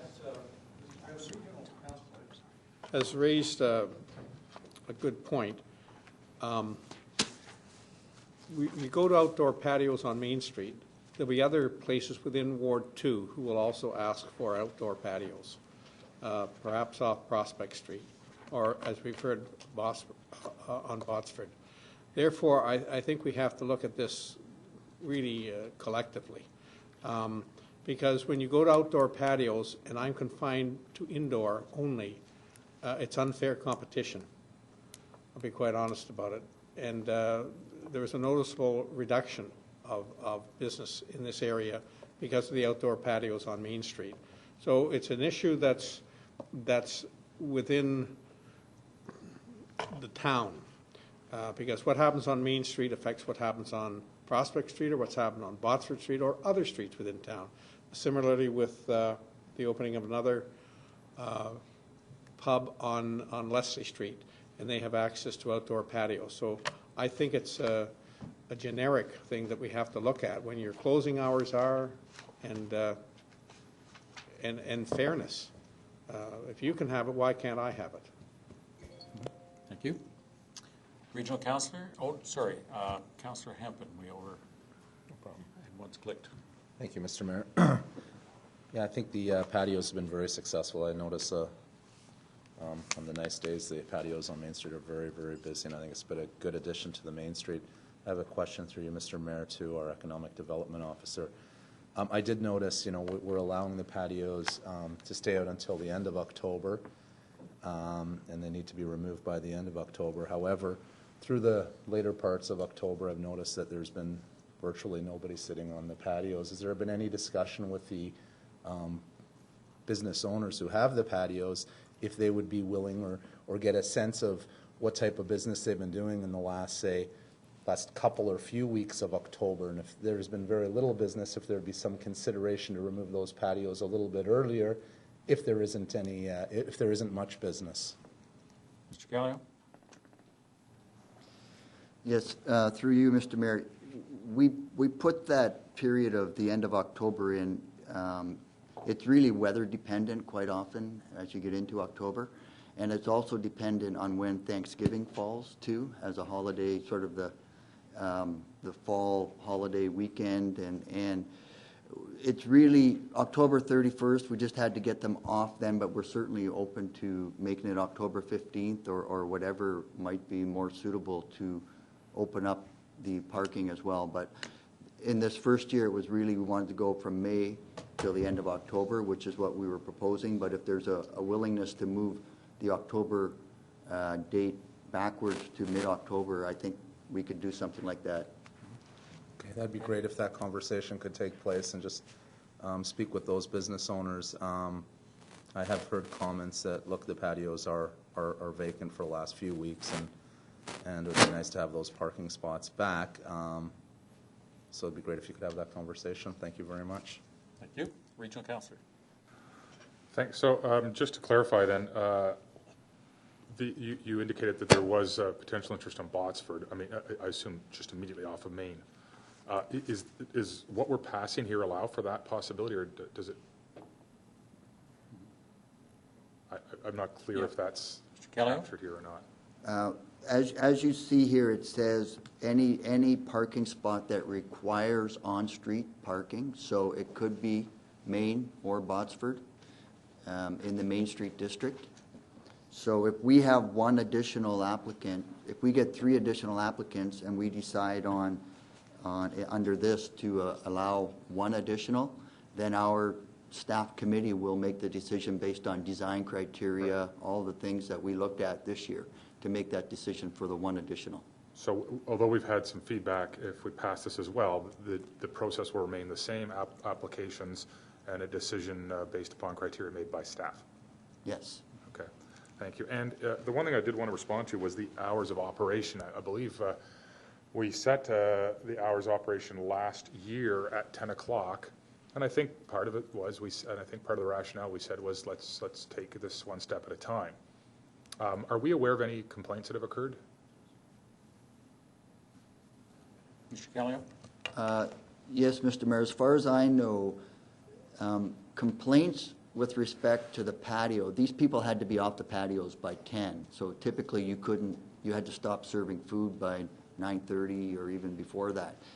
Some of the complaints, I believe, from talking to people in the BIA, were related to not the patios, but we do have a very vibrant restaurant and bar atmosphere going into the morning hours. And if doors open, or in some cases, some of the establishments happen to keep windows open to bring some air in, that was when we got some issues with the sound. I don't think they were directly related to the patio because people were not allowed on the patios after 10 o'clock. But when people are leaving the various establishments on the street, I believe that's where most of the noise concerns came into play. Okay. Mr. Brower? Thank you, Mr. Mayor. I'm advised from our bylaw manager that there was only 1 formal complaint, and that related to the loss of parking that came through customer service. So not specifically related to noise. And then in relation to bylaws, are we able to, I think I know the answer, I think we can, but are we able to extend the hours from 10 to 11 on perhaps just 2 nights a week, Friday and Saturday? Would that be an option to us? I'd have to review, but yes, I would believe so. I would consider making that. I'd hear from other members of council, but I think this is an experiment and it's a pilot, but certainly, what we know about economic development, what we know about the downtown and revitalization is that these kinds of things can add a great deal. And if we're able to, and as a sign of a small step, perhaps not on Tuesday and Wednesday nights when people that live in the area, are working the next day, but on a Friday and a Saturday, perhaps that's a worthy experiment for 1 year. And I assume through you, Mr. Mayor, too, we can remove that permission the following year if there's issues. Or sooner. Yeah, so I would make that as an amendment as well, that this year the pilot include, or that we change the bylaw to allow for 11 o'clock on Friday and Saturday nights. Okay, I'll need to ask the seconder, Councillor Sponga, if that's a friendly amendment. Okay, we'll have to deal with that as an amendment motion then, if it's not a friendly amendment. So we'll have to deal with that as an amendment motion. Is there a seconder for that? For the amendment, Councillor Kerwin. Okay, speaking to the amendment, Regional Council. I kind of did already, so. Okay, Councillor Kerwin? Okay, anybody wishes to speak to the amendment? We'll deal with the amendment first. Councillor Sponga. Yeah, I think that one of the issues was raised at the BIA. I think the motion deals with the lack of, with a gradual potential loss of parking, and I think that will be supported by the BIA. Having said the hours of operation are something that is very important to the BIA. We're starting to see a dwindling of the residential aspect on the 2nd Street of Main Street. And it's a very important aspect of the street, and it has to be maintained and fostered because it does bring vitality to the street on other hours where restaurants are not necessarily busy. And makes it a much better, a safer place when there's actually people living there and people there on nights rather than being deserted in the evening at night after the restaurants have closed. A lot of the landlords and a lot of the businesses have expressed a concern with extending the patio hours to 11 o'clock. I did receive complaints in regards to noise, and yes, Mr. Callio is correct. The noise is more in relation to doors open and so forth. But when you have a patio, whether you like it or not, you're going to be going in and out, and most of the times those doors are going to be propped open for the benefit of staff to get in and out, and so music and noise from the outside transpires outside and upstairs. So I think to be cautious, we're being cautious by only allowing for one additional patio at this point, on-street patio. I think it wouldn't be, I don't think it's going to impact the businesses that have had patios open or those that are planning on opening them. It's not going to deter them from opening them again if they can't stay open until 11. In fact, one of the conditions that was put in place in the pilot project last year was that they be open 7 days a week. And it was interesting enough to see that all the operators that had to open that extra day, which is, I think, all of them that apply for a patio, found it very rewarding business-wise, to the point where they would voluntarily open again on Mondays. So I don't think extending that extra hour is going to really have that much of an impact, and it's going to keep everybody happy on the street. So for that reason, I can't support it.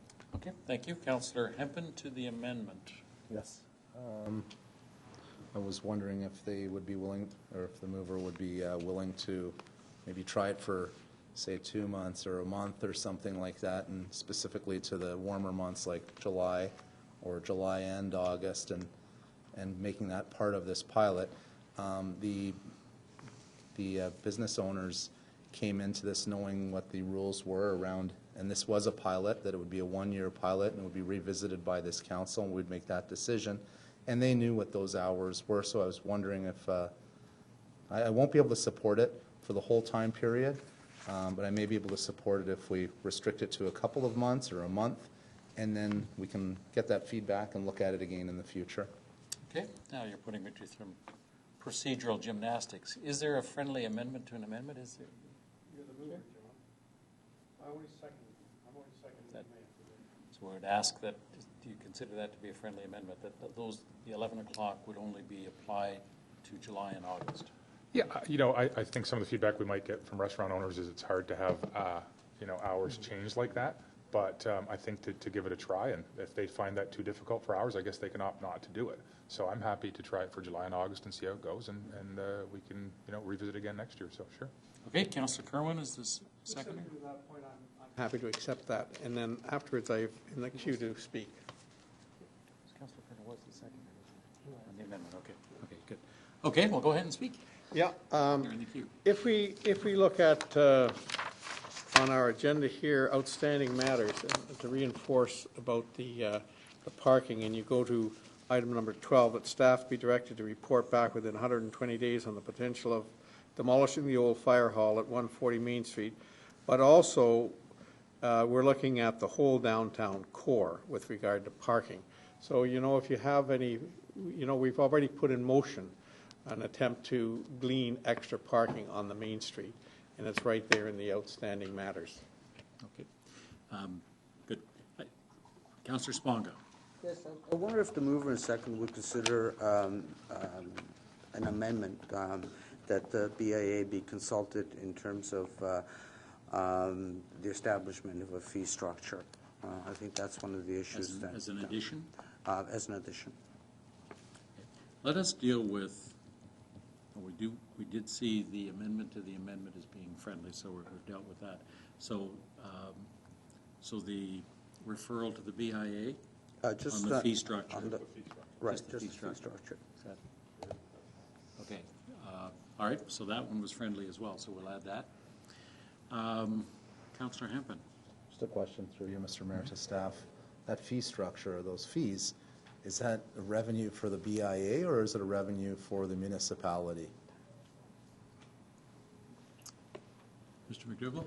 Thank you, Mr. Mayor. Through to Councillor Hempin, on the fee structure, we would certainly consult with the BIA on fees, but we would be viewing those as fees that would go through our normal rates and fees process that would come to council for approval, and that those fees would be retained by the town. So that would be our view of the rates and fees associated with the project. Thank you. Okay, thank you. I'd like to clarify a point that was raised by Councillor Kerwin. If we say one additional outdoor patio, does that encroach on any other businesses, not necessarily in the downtown area? And is the intent that if we have a business other than, example, Prospect Street or any other area, that would that be eligible, or is that constrained by the one additional? Would Councillor Kerwin, your intent? Yeah.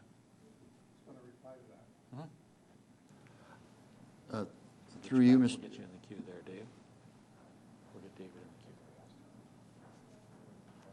the queue. Yeah, I withdrew at this point, Mr. Mayor. All right, Mr. Callio? Yes, through you, Mr. Mayor. I mean, we're focused on Lower Main Street area with this patio program, and I think any other business in town that wanted to build a patio would go through the appropriate process to get the approvals and get their permits in place for the patios. This is strictly what I would consider the Lower Main Street district area of what we run the patio and where we propose to extend it.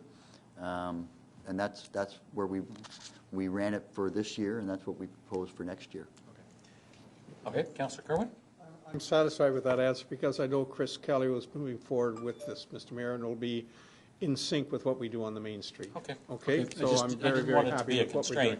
Yeah, it won't be a restraint, Mr. Mayor. It'll be a welcome addition because we can follow that. Okay, great. So now we have the recommendations as, first we'll deal with the amendment. All those in favor of the amendment? And our clerk will tell us what that amendment is. And that's 11 o'clock, I think, between July and August. Correct. Okay, Yeah. all those in favor? Friday and Saturday. Friday and Saturday. All those in favor? And the BIA consulted as part of the fee structure. Yeah, oh yeah, the BIA also. That's all part of that amendment. All those in favor for those amendments? Any opposed? Okay, that still carries. And now the motion as amended. So that's everything in clause 3 to consider one additional applicant requiring on-street parking in 2016, subject to established criteria in consultation with the BIA. And also that includes the amendment that we've just voted on. Councillor Sponga.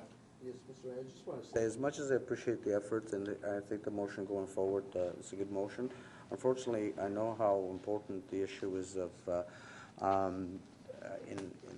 related to the hours of operation to the tenants on the second floors, and so for that reason alone, I can't support the motion.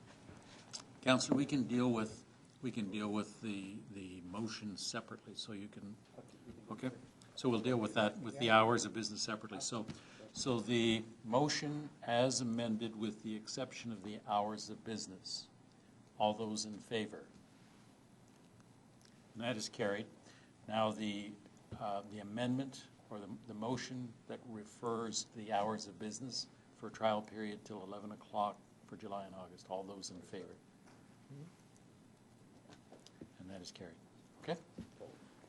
And one opposed. Sorry. Okay. Now, moving on to the next item is item number 23. That's a consent item. Item number 23. Item number 22 is an action item, right? That's true, Yes. 22 is an action. 22 is an action item. Let's deal with the initial consent items, number 23, and that is the Magna Center lease spaces. We have some recommendations. I'm wondering if we could have that presentation from staff initially, just to cover a number of questions that I might have and to provide some further clarity. Mr. McDougall. Thank you, Mr. Mayor. Yeah, I'll just take a brief second if I can, and after I speak, I'll invite the Director of Recreation and Culture to also provide some insights into specific programming potential and opportunities. I'll just speak to you just briefly on a bit of the history and the high-level context of how this fits in. As Council is aware, the Magna Centre opened in 2007, and since that time we've had three separate successful restaurateurs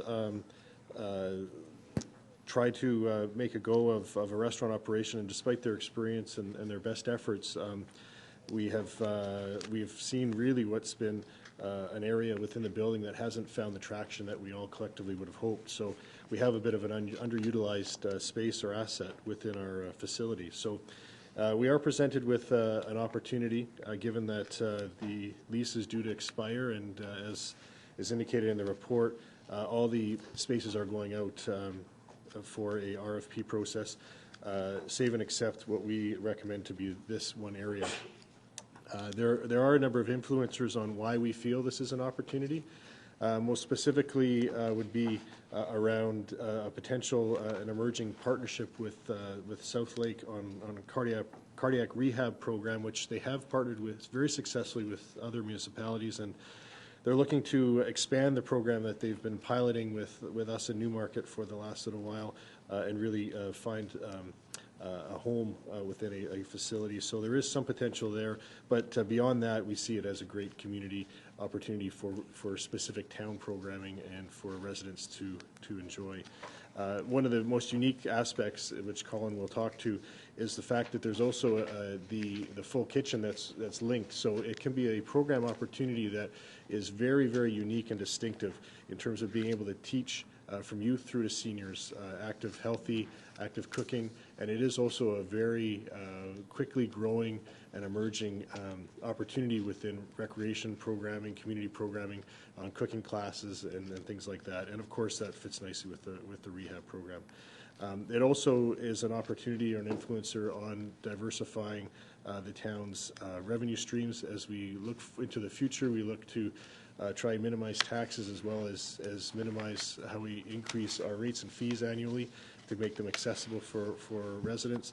So in order for that to compute, we need to make sure that we look for new and innovative ways to generate new sources of revenue, and this, we feel, is one of those.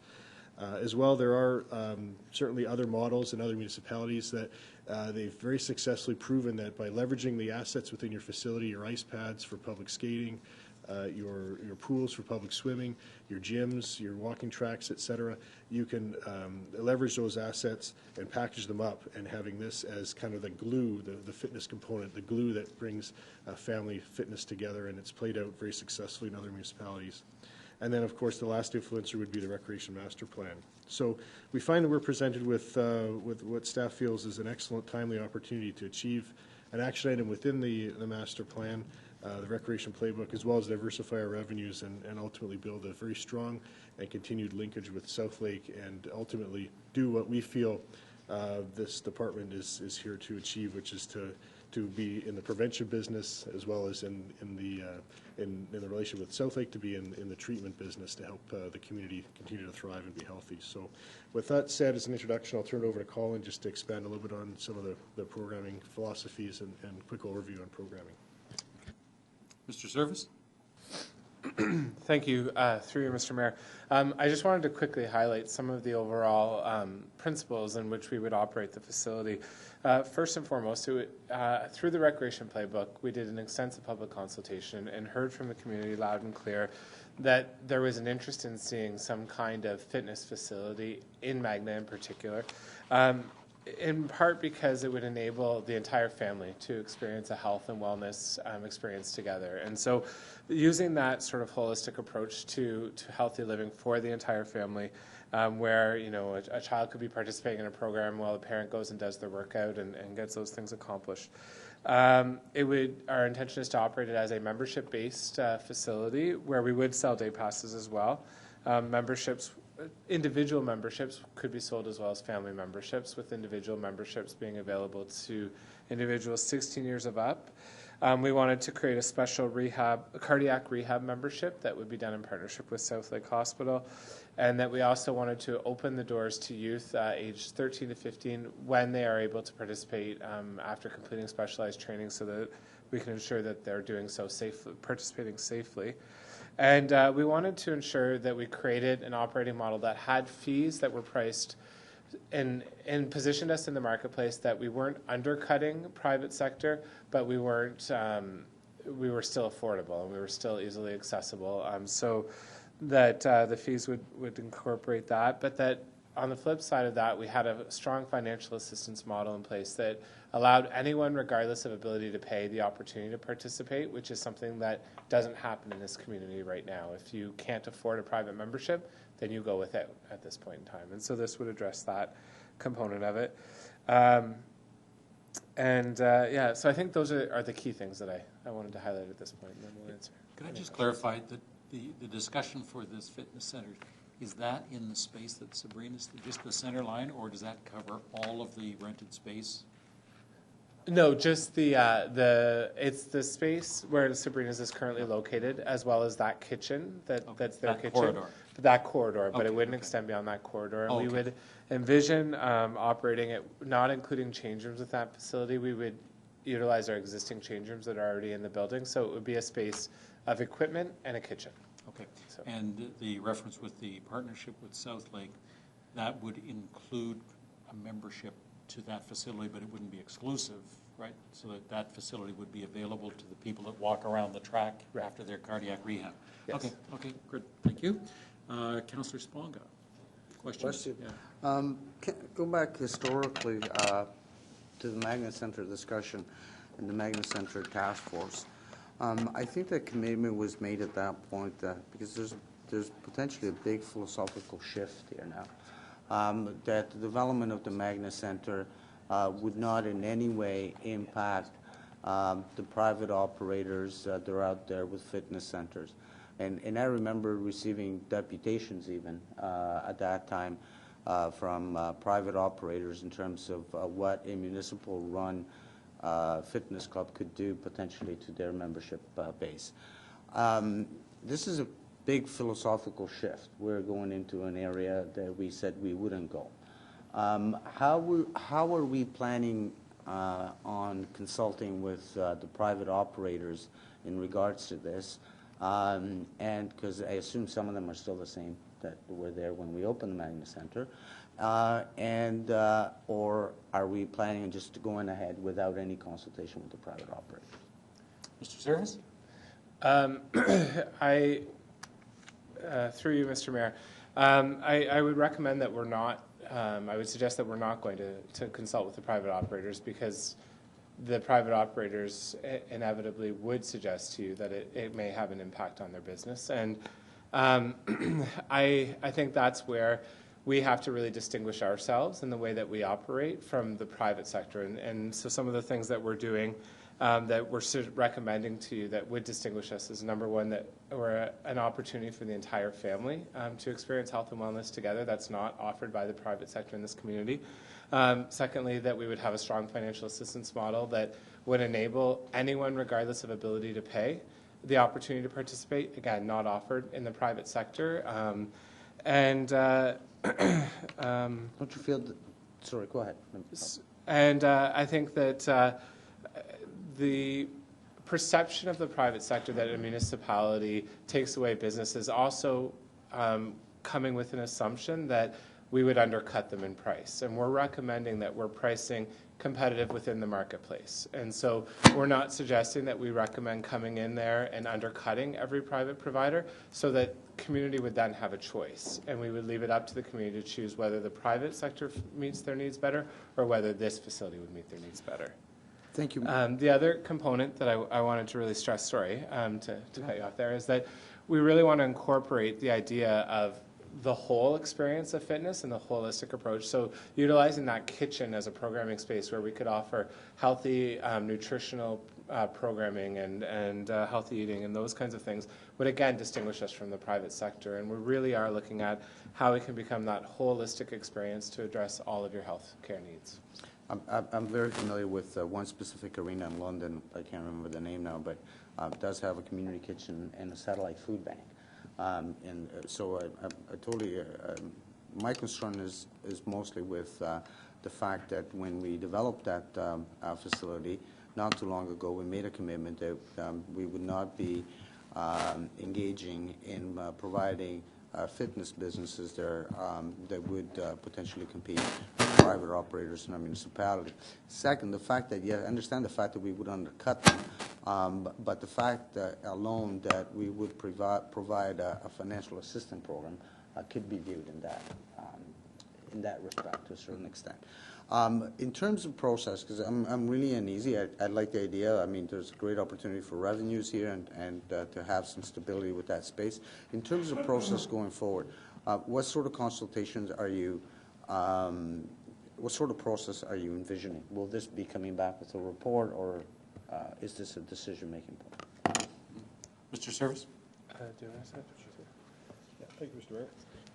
Just if I may, Mr. Mayor, through you to Councillor Sponga, you are certainly correct on the philosophy of when the Magna Centre was developed, and when we look back to that time frame, because I was certainly here at that time, we also had forecasted that we'd have a very successful restaurant operation, and so it hasn't played out that space has been as utilized as we would have hoped it to be. So it is a philosophical decision, but it does present the opportunity to, again, get into an area that we feel we're in that business. We also helps us to diversify our revenues going forward while meeting the needs of the community. So in terms of advancing from here, we are looking today to, if council is supporting the recommendations, that we would move forward. But again, we would be coming back in December on the 14th as part of the capital budget process. There would be an inclusion that would be as part of that meeting with the capital budget consideration, so that the renovations could take place in 2016. The funding source identified for those is through development charges, with the exception of what we're anticipating would be an upset of $50,000, which would be funded through deferred revenues, through factored into the operating model. So the rest would be through development charges, which is included in the development charges today. And so, subject to council's approval of the capital budget, then we would move forward with the project and be targeting a January 1st, 2017 opening timeframe. In terms of consultation, there wouldn't be any consultation, not even with the public. And again, sorry, but I believe we have a tenant that is a fitness operator in the Magna Centre. So we would just go ahead and. Mr. Service? I'll address both of those points. Firstly, with the existing tenant, it's a core fit operation, which is a very different kind of operation, and we have had discussions with that business, and they feel that it would be very complementary, and they're not concerned at all about it taking away business from them. With respect to consultation, as I mentioned, we heard very loudly and very clearly through the Recreation Playbook process that there was a desire to see this within the community. And so I think that we've done an extensive consultation already that supports the concept that we're moving forward with. And I think the Magna Centre has been open for 10 years now, and since that time we've seen a substantial investment from Good Life, a substantial investment from LA Fitness, and there's another LA Fitness. So it's not as if the market isn't supporting the fitness industry. So there's been quite a substantial change in the last 10 years as far as our community and the marketplace goes. Councillor Veigh. Thank you very much, staff, for this report, but I have a lot of concerns about this. One, generally there are a lot of choices here in the community already for this, and I do see us competing with the private sector as something we said for this we wouldn't do. The rationale I'm hearing, or one of the rationales I'm hearing, is because a number of experienced restaurants weren't successful there. We've got this space, and we said, okay, well, maybe we can use it as a fitness center. Just a few questions then. I believe in the first quarter of next year, we're going to be getting I guess we can call it the final version of our recreational playbook. So I believe that's correct. I think I saw it somewhere. No? When will we be getting that, the final? Mr. Service. I'm sorry, through you, Mr. Mayor. You have had it already. It was Okay. approved in June. Okay, so you're talking, so what we received in June was the final, because there was other things coming up. I think the Was- implementation cycle is what you're probably Yeah, that's what I'm referencing, yeah. referring to then. Was, in that playbook, did we have a fitness center at the Magna Center? I don't recall that. Yes. Mr. Service. There was a fitness center there? Yes. There was a very specific recommendation related to that. On that. And this requires a $300,000 investment on the town's part. Yes. And when we're coming to the implementation from the playbook, there are a number of recreational facilities amendments that we'll be looking at.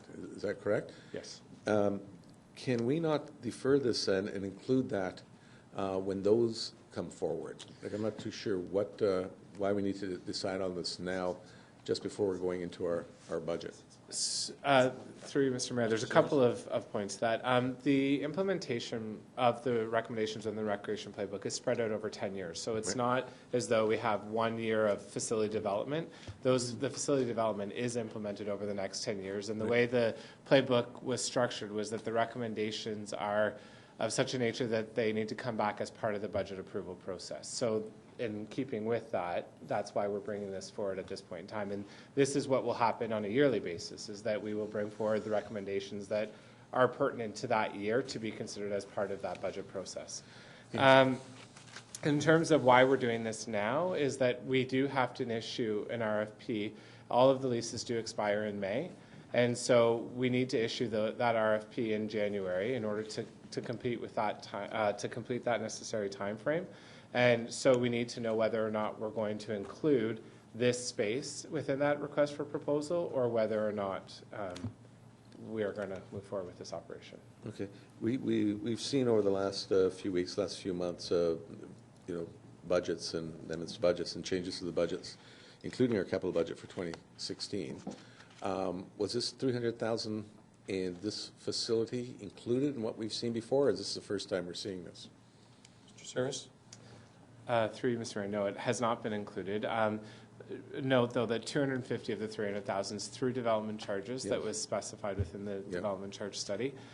So it would be 50,000. That has not been included at this point in time, but there is future revenues that will offset that.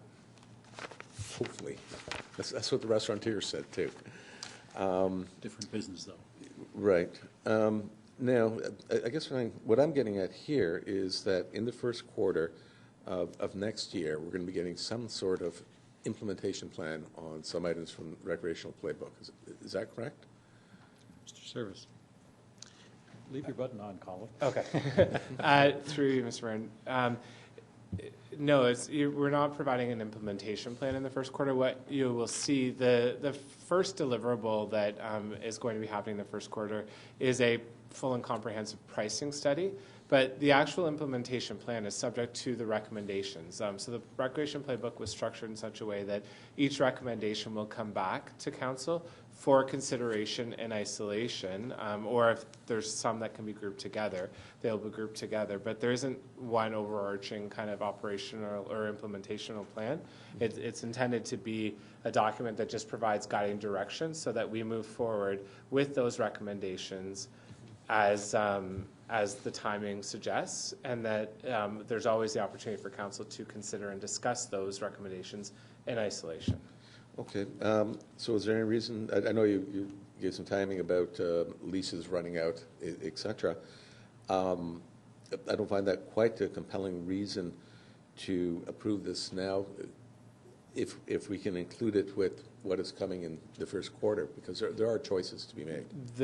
It's completely unrelated to what's coming in the first quarter, quite honestly, and certainly if you want, because all recommendations will be coming forward in this kind of a manner, they're not going to be grouped as one sort of, okay, here's the implementation plan now.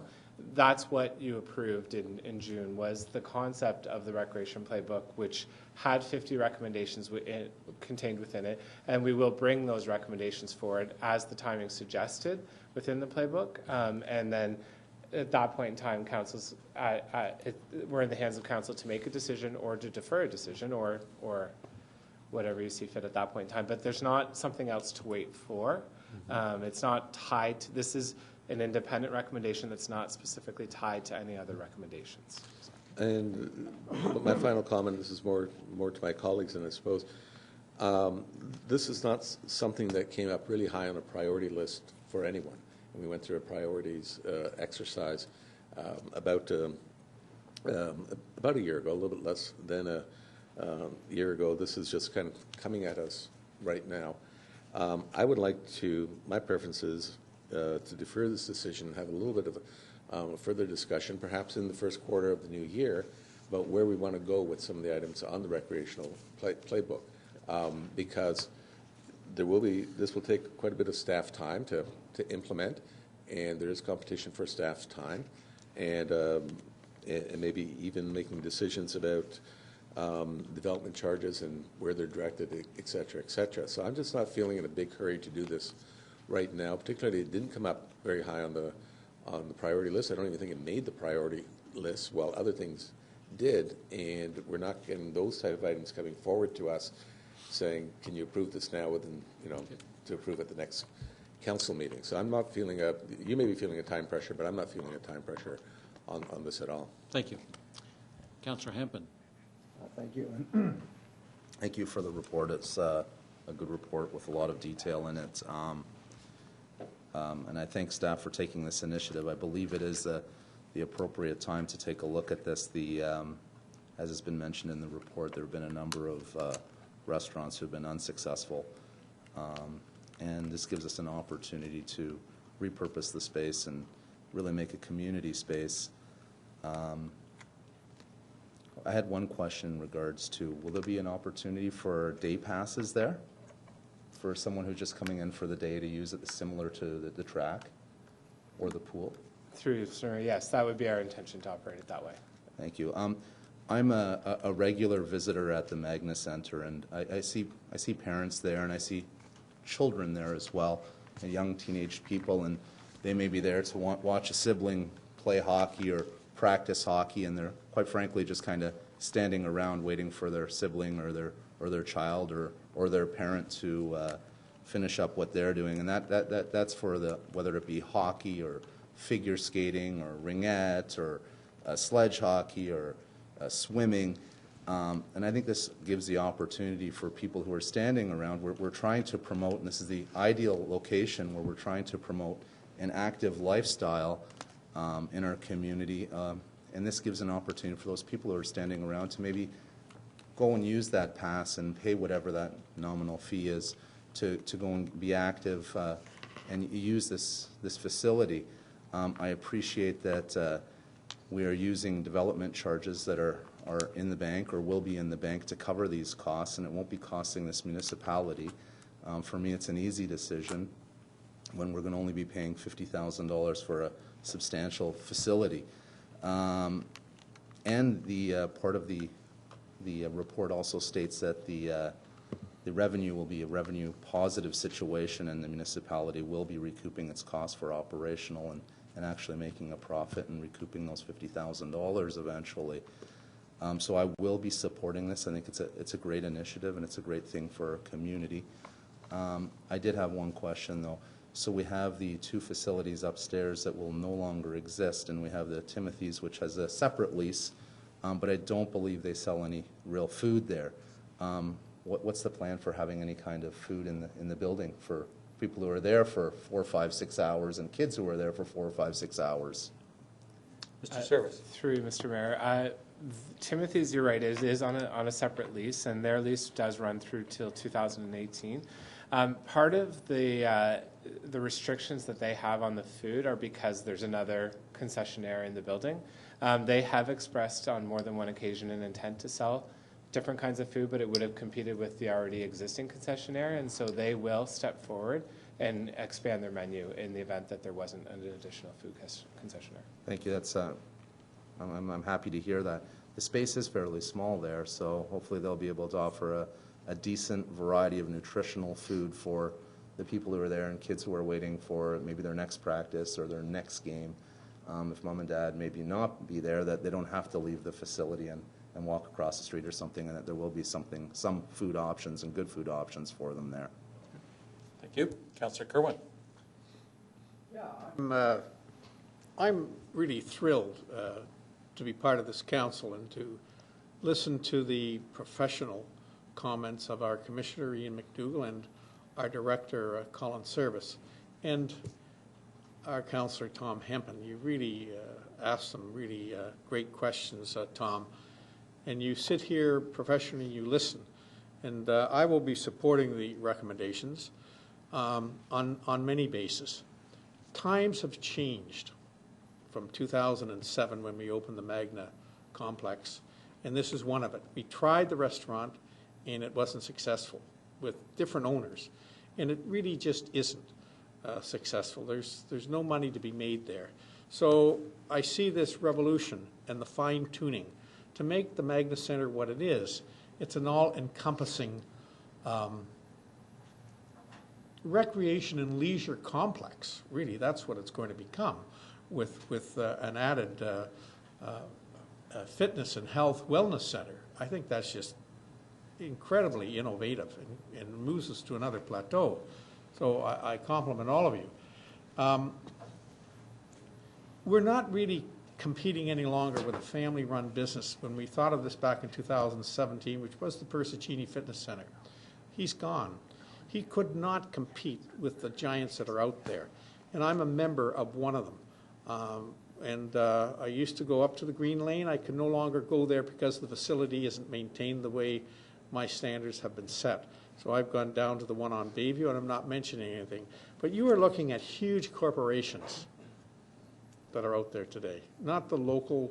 They're all gone. They've been run out of business, literally, by these mammoth companies. At sometimes who don't really. It's profit. It's not the individual person. This is going to provide this for the individual person, individual resident, and it's a really holistic, both with a W and an H, as far as I'm concerned. It's all encompassing. So there's no hesitation for me to support it. And having read through the playbook thoroughly, that you're going at 10 years out, that really gives us this guideline. And you've just hit the nail on the head with what you're doing here. So no question in my mind what I'll be supporting. I really like it, and I compliment our staff for being visionaries. Thank you. Councillor Vazant. And thank you, Mr. Mayor, and thank you as well, Colin, for describing this. I guess just a few questions in addition to, I think, some very good ones that have been raised. And these are all things that, we want to have a better sense of what it will actually look like and how it will work before, really being confident and giving direction to go forward. But one of the things that I was wondering about was how putting in a membership-based activity will affect those people who currently are kind of the day trippers, that maybe they're not going to be coming to the Magna Centre on a regular basis, but just like to know that it's there if they do want to drop in, and they have their pass for the track and they can go at any time. Will they now be competing with the members who will be there all the time and sort of limiting that? And then to the point of the hours, what do you anticipate the time frame to be? Because a lot of people who use some of the bigger gyms are going at 11 o'clock at night or 6 o'clock in the morning. Is this something that we would anticipate, or again something that would just be sort of between the hours of 9 and 5, which for a lot of working people is not very convenient, and maybe why a lot of working people don't come to the Magna Centre for the programs that are offered, because personally I find them very limiting based on my schedule. And then the other question that this report just screams out to me, and notwithstanding Regional Councillor's comment earlier, what's the potential partnership with YMCA in the future? Through Mr. Mayor, I may need to ask again for some of those questions, so I'll start with the first point, which is that our intention is to create a choice for individuals and not to take away existing choices. So those individuals who would prefer to buy their individual day passes and just come and use the facility will be welcomed as they always are, and this just provides another alternative. So it's just increasing the alternatives and the choices that people can make. There may be those who find there's greater value in buying a monthly membership as opposed to an individual day pass if they're coming regularly, and that's great. We would welcome that, and if they don't feel that, then the alternative continues for them to utilize the services the way that they're using them. Your second question? The second question was around the hours. Hours. So we would intend to operate at the hours of operation for the facility, which is 6 a.m. to 11 p.m. would be what we would structure initially, and then we would be open to evaluating whether or not those are the most effective hours. So classes and fitness classes, for example, would be offered 6 o'clock as well as 10 o'clock at night? And maybe not fitness classes, things that are more structured in nature. Those may have limited hours from that, but the actual hours of being able to go and use the equipment or the gym, the fitness area or the walking track, those kinds of things, would be the 6 a.m. to 11 p.m. And then we can always look at our hours of classes how we can balance that. Okay. And in terms of the YMCA, we believe that a community could support both the YMCA and this kind of a fitness center. We believe there's enough demand in the community as it is. We don't believe this is the right site for a YMCA because of the way the facility is constructed. The Y would be looking at a more comprehensive kind of facility that would include a pool and a gymnasium and those kinds of things. And those are important assets within Magna for us to be able to continue delivering the community programming that we do. So while we don't think this is the right site, it certainly doesn't preclude a relationship with the YMCA and something that we'd be open to in the future. Okay, thank you. Thank you. Councillor Broom-Plumley. Thank you, Mr. Mayor, and thank you, Ian and Colin, for your presentation. This certainly is very exciting. It's something that I heard at the doors. You know, why does Aurora have this and we don't? And this is really wonderful, and I'm looking forward to seeing this go forward. My only question is a financial one. On page 188, there's some talk about rent, and then on your recap for expenses, non-personal, is the rent included in that number? Yes. Through you, Mr. Mayor, that non-personnel expense is inclusive of all the maintenance, supplies, a cleaning contract to clean it, an equipment lease, as well as lost revenue. So all of those items are included in that number. Okay, thank you. Thank you. Regional Councillor. Thanks very much. My first question is the amount that we have in the DC is $250, I think you said it was? Yes. Is that earmarked specifically only for this, or is it one of those categories where it could be used for other things like work at equipment in an outdoor park or other uses? Or Through you, Mr. Mayor, it is earmarked for a fitness facility. That being said, there is some flexibility to change where DC dollars are spent if it's within the same vein. So we couldn't take $250,000 and apply it to anything outdoors. It would have to be an indoor amenity. It would have to be related to health and wellness, but it doesn't have to be a fitness center per se. Okay, thanks. And I have a feeling we don't have a person here to answer this, but does anybody know what our current balance is in our DC reserve? Okay. Yeah, okay, thanks. Anyway, that's just one set of questions. And I've got a couple little ones, then I'll get to my more major point. But the issue of food was raised, which I think is an important one, and options. I assume the hot dog kiosk at the end remains or does not remain because it's attached to that kitchen? No, that wouldn't remain. We would utilize that space as well as part of this. So.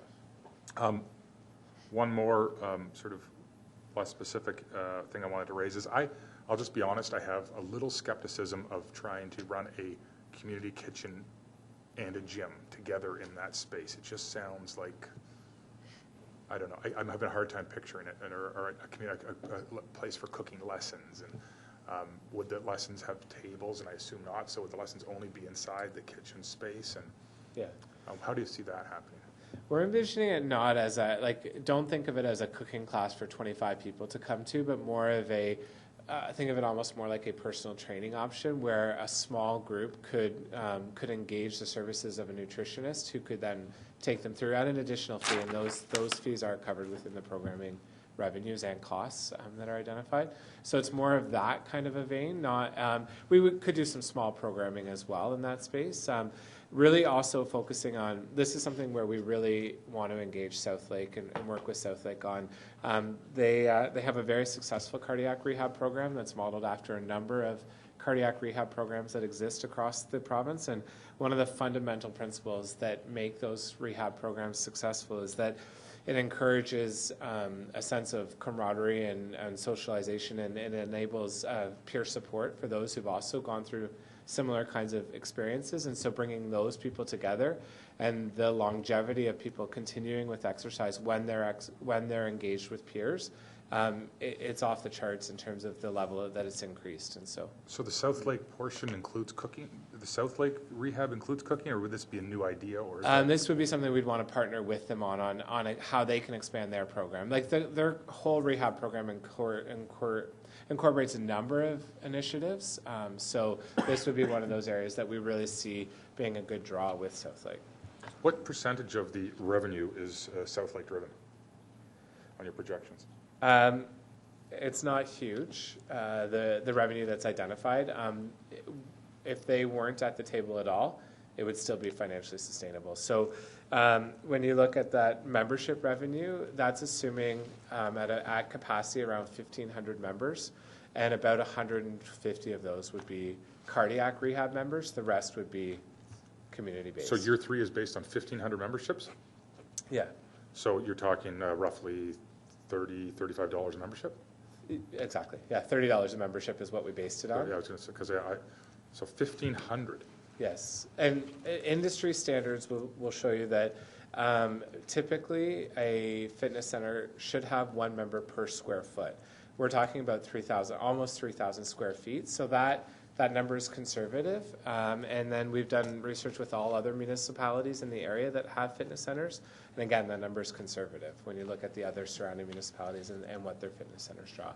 It's typically anywhere from 2,500 to 3,000. So. Wow, because my understanding was, and I could be wrong, but there was one fitness center that Councillor Kerwin used to attend, was that they were under 1,000 right now themselves. And I get. One one's closed. The one I belong to now is LA Fitness. Is colossal. I'm at another one, but I won't name it anyway. So anyway, I belong to LA Fitness. Okay, the issue, it's where I'm going right now with this is that my issue is, I actually think this is great to bring forward. It's in a recreation playbook. I think this is the time to do it, renewing RFPs. My biggest hesitation, and I think having this type of option at Magna makes sense. There's all that going on. My hesitation is around, and I know you feel fairly strongly, obviously, that these are conservative numbers. But if we don't hit these numbers, if we don't hit 1,500 memberships, and I know you think that's conservative, it sounds like a lot to me. We have a cost center.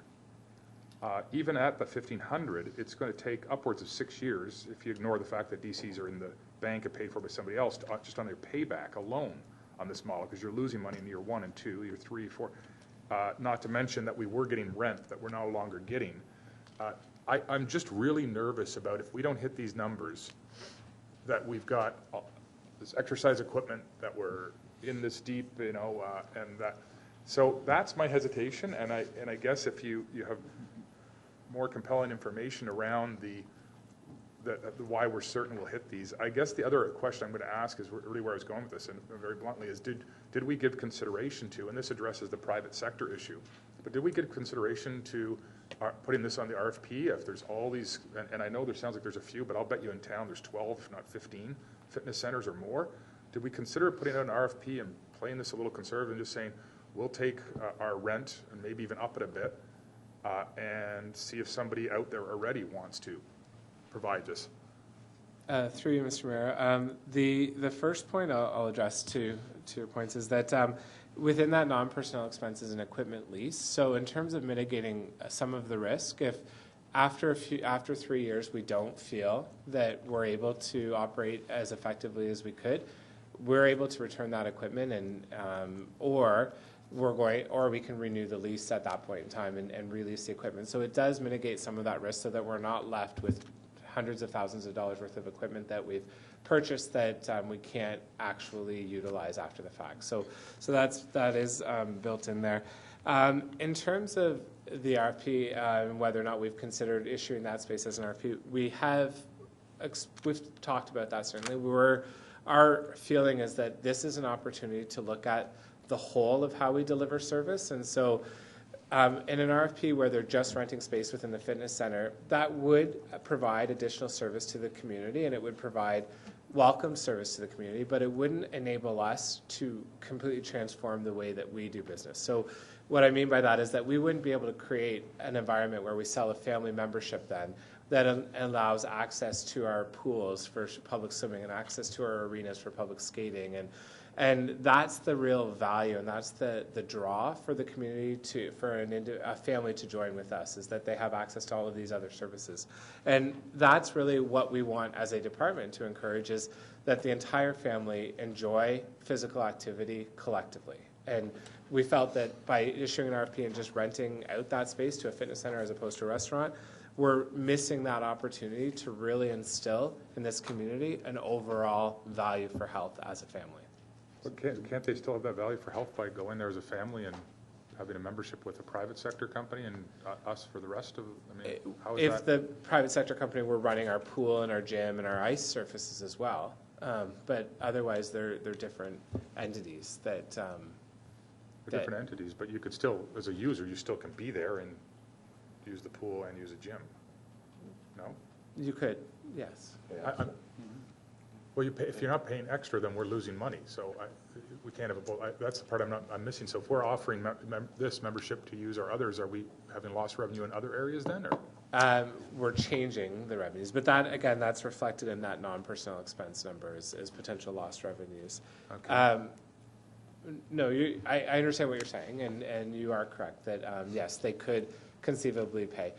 Again, it becomes about service delivery, and so then when you have that membership card, you belong to something. You don't need to then shell out the $2 to go swimming or the $3 to go swimming, and the prices you've paid for that already in essence. And so it's about creating that holistic service approach.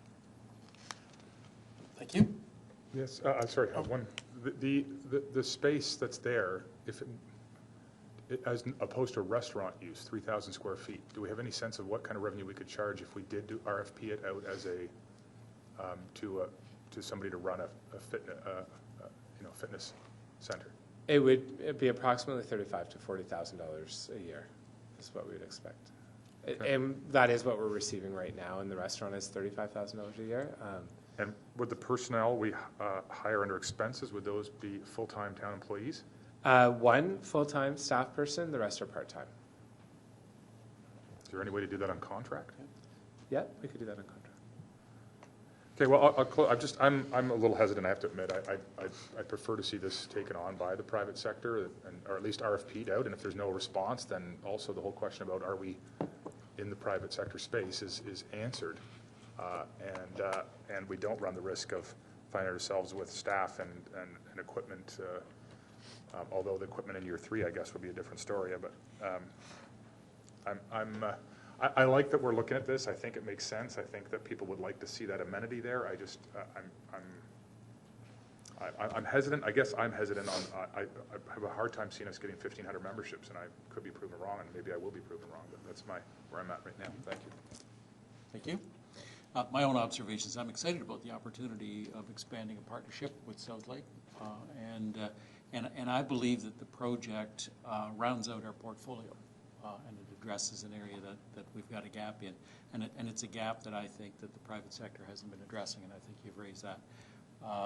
The other thing that I'm looking at is that we've done what we can to mitigate the risk in terms of the capital investment as far as the equipment, et cetera, goes. And it would be helpful, Colin, I think, if you could give us some background. I think you're familiar with these types of operations, and what your experience has been in those areas as well. Sure.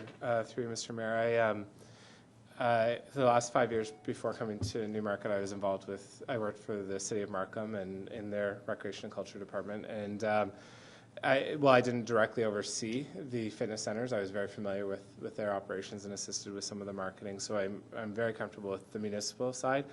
Prior to that, I spent 5 years working in the YMCA world as a vice president and general manager within the YMCAs, and so again, have extensive background in the fitness. And then prior to that, I worked in the private industry in fitness as well.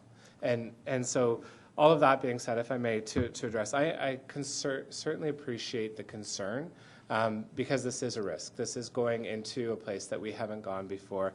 But I really do believe strongly that we are mitigating the risks as much as possible and that the revenues that have been put forward are conservative in nature, and that I'm confident that through the experiences that I've had, that this is an achievable target. Good. Thank you. The fact that we've got an opportunity to build on our existing services, and I think there will be some reluctance on private enterprise to be able to expand into access to the pool and everything else. I think it's a great fit, and especially the partnership. And frankly, I see that we have the bench strength to take a look at that, and we've done what we can do in terms of mitigating some of the risks. So I'm wholeheartedly supporting the request. Councillor Kerwin, then Councillor Hempin. Yeah, I belonged to fitness centers for 38 years. I was a member of Percy Cheney's from the day he opened till the day he closed. My loyalty was with him. He ran a phenomenal facility. Unfortunately, he could not compete with the giants. So we lost a family institution. As I say, times have changed. One of the key things about a facility is the cleanliness of a fitness center. And I'm absolutely convinced that our facility staff, the way they've been looking after the Magnus Center, will continue to look after this facility. And it fills, quite frankly, a void. We've tried it now 3 times, and it just doesn't work in a restaurant in this facility. Timothy's can work because they will be given added responsibilities. The other thing, too, is with the health and fitness, I've worked with an organization called Food for Learning at different schools. And I'm convinced, absolutely, if you check some of these schools with what they do with healthy food, it can work in this facility as well. You don't need a lot to offer healthy food. So Colin just reinforced most of my thoughts, and I thank you for the expertise that you bring from Markham and the expertise of what you bring from the YMCA or whatever organization you work with in the private sector. I don't see this. I see this as being a win-win situation for the town. I know what I'm paying now for membership in a recreational complex, and this facility will be about $20 less. So it really opens it up to families, which we want it to do. It opens up to the public, that these people can afford this, where they can't afford the other fees in a private facility. So again, it's just it's fine-tuning what we built the Magnus Center for, and you've just completed the cycle. Thank you. Thank you. Regional Councillor, and then Councillor Hempin.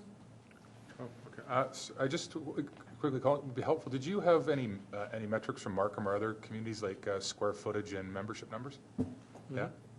Can you? Yes, and I referenced that earlier. It's typical of a member per square foot is the norm. That's what you should normally see. And in Markham, they're slightly below that at one of their facilities and slightly above that at one of their other facilities. So, so can you give me an example of one of them, or do you, like how many square feet, how many members, or and is it in a center like Magna, or? Yeah, in Markham they have 3 community centers that have fitness facilities within them. So Centennial Community Center, Thornhill Community Center, and Cornell Community Center. So they're a brand new community center that they built that's attached to the hospital, to Markham Civil Hospital. Right. Also has a fitness center as well. And so that's the fitness center that's performing the best because they're able to do many things in partnership with the hospital. It's I don't have that's specifics on any one of those, like how many square feet, like it might not be comparable if it's 10,000 or something, but I'm just trying to see. Yeah, no, they're very comparable in size to what we're talking about here. They're in the 2,000 to 3,000 square foot range, and they're in that range in terms of membership numbers. So none of them have less than 2,000, is that safe to say? No, Thornhill would have less than 2,000, yes. And how many square feet? I'm not 100% sure on the total square footage. I'm going to guess it's around 2,000 square feet, though, so they would have less than a member per square foot. Would it be possible for council to get, would they give you those numbers if you asked them for them? I can certainly ask. Yep, I can ask. And okay, that would be helpful. I'll just close by saying I think I still support going to tender an RFP first to see if there's anybody in the private sector is interested in this, and then in the absence of that, I think, as the playbook stated, and there's certainly I think the residents would welcome this, and I would support it at that point. Thank you. Councillor Heaven. Thank you. Thank you again for the information and the further information. In my mind, the way I look at it is we're trying to generate some money. In the past, we've tried to generate some money by having a restaurant there.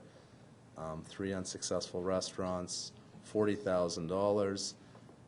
I think the facility cost $22 million, somewhere in that range, $22 to $25 million 10 years ago, or more than 10 years ago. So is it a $40 million facility today? And we're trying to make a revenue of $40,000 from a restaurant. I believe it's a community space. It's an expensive community space, but it provides a lot of recreation for our community, with the swimming pool, with the gymnasium, with basketball. There's so much going on there. Like I said, I'm a regular visitor and it's well used. And for me, by your projections, on our staff's projections on the revenue stream, and us being able to be in a cash flow positive, in a revenue positive situation, I think it's a real benefit for the community. And not everybody can afford to spend $35 for a gym membership, or $30, or $50. Some, though, can afford to come in for a day and take the bus there or walk there. And somebody who's coming from the hospital, they may not be able to afford a membership, but maybe they can come once a week and spend $3 to go and use the facility there and do some weight training and build up some strength and use the track and go for a swim. And that's what a community provides. A $25 million facility. I believe this should stay in the public's hands. I also believe that we should be not losing money, but based on our projections and what we have here, I'm very comfortable that we will be running on a cash flow positive here. So again, I will be supporting it, and I thank staff for bringing this initiative forward and looking at it where we've had a situation where we've had a tenant who's had a difficulty, and this is going to really add, and as the mayor said, a real complement to a facility that we have already. So thank you again. Thank you. Councillor Spaga. Mr. Mayor, I think it is brilliant if it works. And my big concern is that, this is no different than saying, well, we have a kitchen, but we don't have the expertise of restaurants, so we're not opening a restaurant, but we're going to open our own fitness center. And the idea is great. However, a couple of things. I'm really, to me, the number 1,500 people seems very, very, very, seems like a big number. My first concern is that, honestly, I don't know how many families, like I'm trying to think of myself. I've got a 12-year-old going into 13. I just can't see myself going work out. My wife and I are taking our 13-year-old to work out with us. I mean, he's got his own regimes in terms of workouts and whether he wants to be with me or not. Younger kids, then, am I really going to get a workout if I bring smaller children? I don't know how that works. And if that model really was a good model, why isn't the private sector doing it? So I really feel that I totally understand the financial side of it, and I think we have to find revenues to come out of this space because that's what it was built for. But perhaps exploring through an RFP. And the RFP can be as specific that, you have to provide family memberships and see what comes back. I think that in itself will give us an indication of whether that model or that demand is there. For me, it's if it was a money-making thing, you would have a lot of private operators doing it. And what I'm hearing is nobody's doing it. So that's where if I can address that through, Mr. Mayor. The intention isn't that you would go and work out with your 5-year-old working out beside you. The intention, or your 12-year-old working out beside you, the intention when we say the experience for the entire family is that your 12-year-old could be participating in drop-in basketball in the gym. And instead of sitting there watching, you would go in and could work out at that point in time so that your entire family can experience health and wellness in the building at the same time. So it's not that you're bringing everyone into the fitness center. The other thing, as far as why the private sector doesn't get into that kind of a model, frankly, it's the capital cost to construct it. In order to have a family membership model, you have to have opportunities for the entire family. Without a pool, without a gymnasium, without all of those other support amenities, and ice surface is what we're talking about incorporating as part of that membership package, there's no incentive for you to join as a family if you don't have amenities that meet your entire family's needs. For a private sector to incorporate all of those items, the capital cost is just prohibitive to do that in the first place. We already have all of those other amenities. We're just missing that middle piece, that fitness piece, and that's what I'm proposing that we add on. One last question. Would the members of the public still be able to go for public swimming, public skating, all of those public use of the gym and so forth, even if they don't have a membership? Absolutely, yeah. We would still continue having those options. Again, our intention is to create choices for people and options for people. In conclusion, I'd much rather get a rent check than having to worry about managing staff, capital, equipment, and et cetera, and then potentially not having a model that is going to succeed. But having said that, I don't think I know enough on the subject to really, at this point, support it. But Joe, we manage 350 staff. We already manage staff. Anyway, regional councillor and then Councillor Vague, and then let's call the question. Okay, so here's what and I might even list a groan or two, but I think it's worth a try. I actually think we should refer this back to staff. And the reason I feel this, and before you groan, it's because I think this is not going to pass. And my hesitation is the business model and learning more about that, understanding how many will be existing members, how many will be new members, getting some metrics on not just Markham, but a couple of other locations, so I can feel more. If I believe, and I'm not trying to be disrespectful to staff, I just need to feel a little more confidence in this business model and that we can do the kinds of numbers we're saying. And if I saw a list of 1 or 2 Markham locations in 2 other municipalities, their square footage and their memberships, that would go a long way for me. Because that's my hesitation. It's not that, so that's my hesitation. And I'd rather take that time and find out that I'm wrong than just see it die here. But at this point, I would need more of that information to support it, and I think it will fail if we don't get that information. So that's why I'm suggesting it. You're saying the vote would fail? That's my prediction. Well, Councillor Vague, and then Councillor Hempin, and then let's. We should take a motion on the report recommendations as well. Councillor Vague. Thank you. I've already mentioned that in terms of the investment, and it's not just the dollars either, in the operating dollars. It's also the investment of staff time and staff energy and staff focus. I think a fitness center is a wonderful thing. We have a lot of fitness centers in this town. You may, you're feeling like you've distinguished yourself in some way, made this different, but I'm not too sure about that. Also, the Magna Center, it is in my ward and it's within walking distance of thousands of people. So I recognize that also.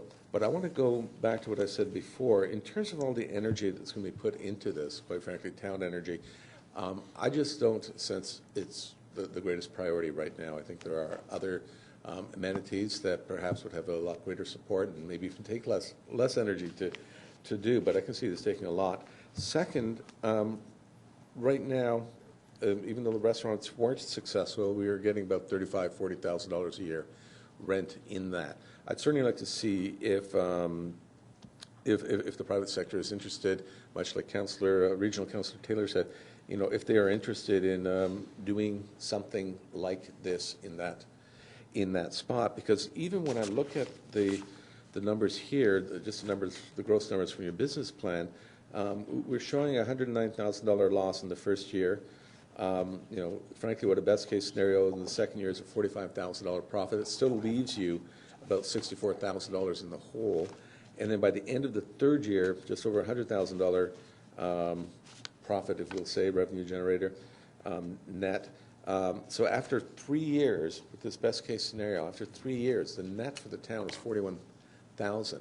And if these numbers are off just by a little bit, either on the expense side or on the revenue side, it can very quickly turn into a deficit. So I don't have, and perhaps the information that Regional Councillor Taylor is asking for, maybe that'll give me a little bit more confidence. But this is frankly kind of razor thin on doing that. Perhaps this council will want to go ahead and do it anyways, and that's a council decision. But I'd like to defer this and have staff come back with a little bit more information, and I'm fine waiting it, quite frankly, to the first quarter of next year and having more fulsome discussion about the different options in this town for different amenities, both indoor and outdoor, and where we would like to focus our energies and perhaps dollars too. So I am going to, I do support, I believe Regional Councillor Taylor is going to make a motion for deferral, and I will be supporting that for the reasons I've given. Okay. I have Councillor Hempen, Councillor Kerwin, and then CEO. Mr. Shelton, can you value add to the discussion as we go into further questions? Mr. Mayor, in terms of the urgency on this one, perhaps staff could speak to that. I think that's why it's here, that there is some urgency to it. So if there is requests for further information, if we could set a date for that. If it turns out that it is the first quarter, I think that we would be looking at going in a different direction. Okay. But I'll let staff speak to that. So let's why is it on this agenda now in the sense of urgency around that? Mr. Mayor? Yeah, so through you, it is on the agenda today because we wanted to make sure that going into the capital exercise for 2016 that we can capture that this project within it. If it helps, we could also provide some of that information, the base information that was talked about in terms of membership numbers and some comparable facilities between now and council as well. So it's another consideration. It's coming due. That was my understanding of the urgency. Yeah, thank you. As well, yeah, the leases are due to expire in is it May? And so we do have a window of time that we felt appropriate. We do need to move forward on the RFPs on those spaces that are coming due. This is another one of those spaces, so we were hoping to be able to be proactive. So once that it expires, that we have a go-forward plan in place that we can hit the ground running and be ready to go for an opening for January of 17. And if I could, I also add to that in terms of. Sorry, through you, Mr. Mayor. In terms of the other time crunch that's relevant on all of this is that if we did issue an RFP and then we weren't successful, for example, we need to be ready to go for June 1st to construct and convert that space in order to be open for January 1st. And January 1st is a very critical date to be open for in the fitness industry because people join new fitness facilities as part of their New Year's resolutions, and if you miss that window, you could miss that window entirely, and so you're going to miss a whole segment of people that have to commit to another fitness facility. So that's why the earlier the better, so that we can hit that January 1st time frame. Okay, thank you, Councillor Hempin. Thank you. It's good information again. New Year's resolution and get lots of people joining. Yes. I think in fairness, I would appreciate some further information prior to council. Again, I'll be supporting it. And seeing what that analysis is. I'm not a fitness expert. We have staff who are in recreation who have, in their previous life, been employed for in the private industry and the public industry and understand what those costs and what the forecasting is for memberships and revenue. And I'm just wondering, was a thorough analysis done? And if maybe we could get a little bit of information on what that analysis was to come up with these numbers that have been suggested? Certainly, through you, Mr. Mayor. The business plan that was developed, this is a summary table. What goes behind this table is an actual forecast of total number of memberships by category, by price for every single month from the time we would open until that end of year 3, so that you could know at any given time how many members, and you would see that it's a gradual build-up, which is, again, on the conservative side. We could build faster than that, but we were trying to be very conservative in the way that we build. The other components that include that, the two revenues, it breaks it out by the type of program, and then again, very conservative numbers on those programs as to how people will participate in that program. Personal training and programming includes the kitchen programming and personal training services. The personnel expenses, it's a very thin kind of operation with one full-time staff person and a part-time desk person that's always available. The personal training wages that are associated with programming, so we're only paying staff when they're there. It's based on a model that they get commission for the services, so if they don't actually deliver a service, then they're not getting paid, so that we can, again, maximize the revenue to expense ratios. We've also done an analysis, and so to provide you additional information for council is no problem. I'd gladly sit down with each one of you individually and walk you through the entire business plan, and we did a benchmarking study of all other municipalities in the GTA, north of Toronto and sort of east and west, not going into the Golden Horseshoe area, of their fitness centers and what their fees are and how they operate. So we can share that with you as well. Let me take you up on that offer, and let me suggest that we have a motion to refer this report to council. That way we'll hit the timelines, and it'll give you an opportunity to get the information in the hands of members of council. Okay. So could I have a motion to that effect? So moved. Okay. Councillor Hempin, Regional Councillor. Councillor Kerwin, any further discussion? Yeah, just a couple of questions. So you, Mr. Mayor, to our director, our commissioner. How much revenue does the Riverwalk Commons generate, both the splash pad and the ice? It doesn't. Good. How much revenue does it doesn't? That's exactly what I was expecting. It's a rhetorical question. How much money do splash pads generate? They don't. They don't. Thank you very much. End of question. Thank you. No money from splash pads. All those in favor of referring this? Okay.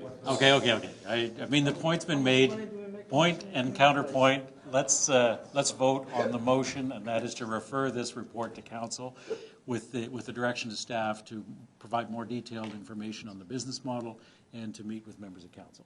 Fair enough? All those in favor? Any opposed? That is carried. Thank you. I believe we have one more item, and that's an action item number 22. And that's the renewal of the consulting contract. We have the recommendations. Okay. Is there a seconder for the motion? Okay. You want to speak to this, Regional Councillor, as the mover? Yeah, just that I support the direction the staff's put forward. I think they've put forward a good argument for continuing with the services that we're with, particularly since we're seeing a bit of a sunsetting of the greenfield development that this contract supports, and the knowledge that they have in this area, given that it's a shorter timeline and it's we're not looking at another 30 or 40 years in this area. I think it makes sense to see this out, and so I support the recommendations. Okay. Is it the seconder? Okay. Okay. Thank you. Councillor Bazance. Thank you, Mr. Mayor. I did have a little bit of niggling about this, and it relates more to, I guess, our conversation earlier about the RFP for the garbage and recycling, and some of the expectations we'd want to put in there, some of the expectations of our of the community with respect to the service, and And I see this in a similar vein. And notwithstanding that I get the importance of having the technical expertise, of having the corporate memory of, all of the developments in town that this consulting engineering company has been working on our behalf. But I also sort of appreciate that there are some elements of what this job is to perform that perhaps we may need to look at how we could ensure that there's either some performance expectations built in, that we don't get sort of some sense of complacency with the fact that this contract is just extended and we can carry on as has been. And not because I have any specific complaints per se, but just in the time that I've been in this position, there have been 4 instances of developments where residents have brought forth issues of concern, and they've all been sort of referred to the consulting engineer to deal with, and the issues, in my view, haven't been dealt with in a timely way. And if part of the expectation is to deal with complaints, to have the engineer available at all times, to in fact be kind of the eyes and ears on behalf of the town to make sure that the builders and the developers are doing everything according to plan, that they should be, that they're not causing disruption in communities and neighborhoods outside of what our bylaws are requiring, then I think that we should have some performance expectations or look at that element of it that doesn't shout out at me just sort of saying, okay, let's give it to these folks again. I don't know if I made sense in that respect, but I'm wondering if you'd be satisfied that we provide a direction to staff, because this is yet to be negotiated. If we provide some direction to staff to establish some reinforced expectations in terms of service levels, and that maybe an information report could be circulated in terms of addressing some of those service level issues. Is that a reasonable thing that Mr. Shelton? Mr. Nohammer? Thank you. Through Mr. Mayor, yes, that's entirely reasonable. We can have a discussion about some concerns that Councillor Bessans has. We've had some conversations already about some of these examples, but in the vein of continuous improvement, there's always some things that we can do better, and I'd welcome some opportunity to incorporate that if it's possible. As part of the negotiation, are you satisfied with that as a direction to staff? yeah, Okay. yeah. But I do feel that we have to acknowledge and recognize that if that's part of the role, that there's also some expectations that have to be met and measured. Okay. Mr. Nohammer, if perhaps we could have an information report that talks to that after you've had an opportunity to have those discussions. Would that be good? Okay. Thank you. Councillor Sponga on this? I just want to reinforce what Christina's just said. I've heard several applicants, and I keep referring them back to our engineering staff and telling them that it's not necessarily so. But you'll hear, I've heard a couple of times, saying, the town's just given carte blanche to this particular engineering consultant to write their own check and set their own timelines. There's been, both from the public and the applicants, there's been a lot of concern.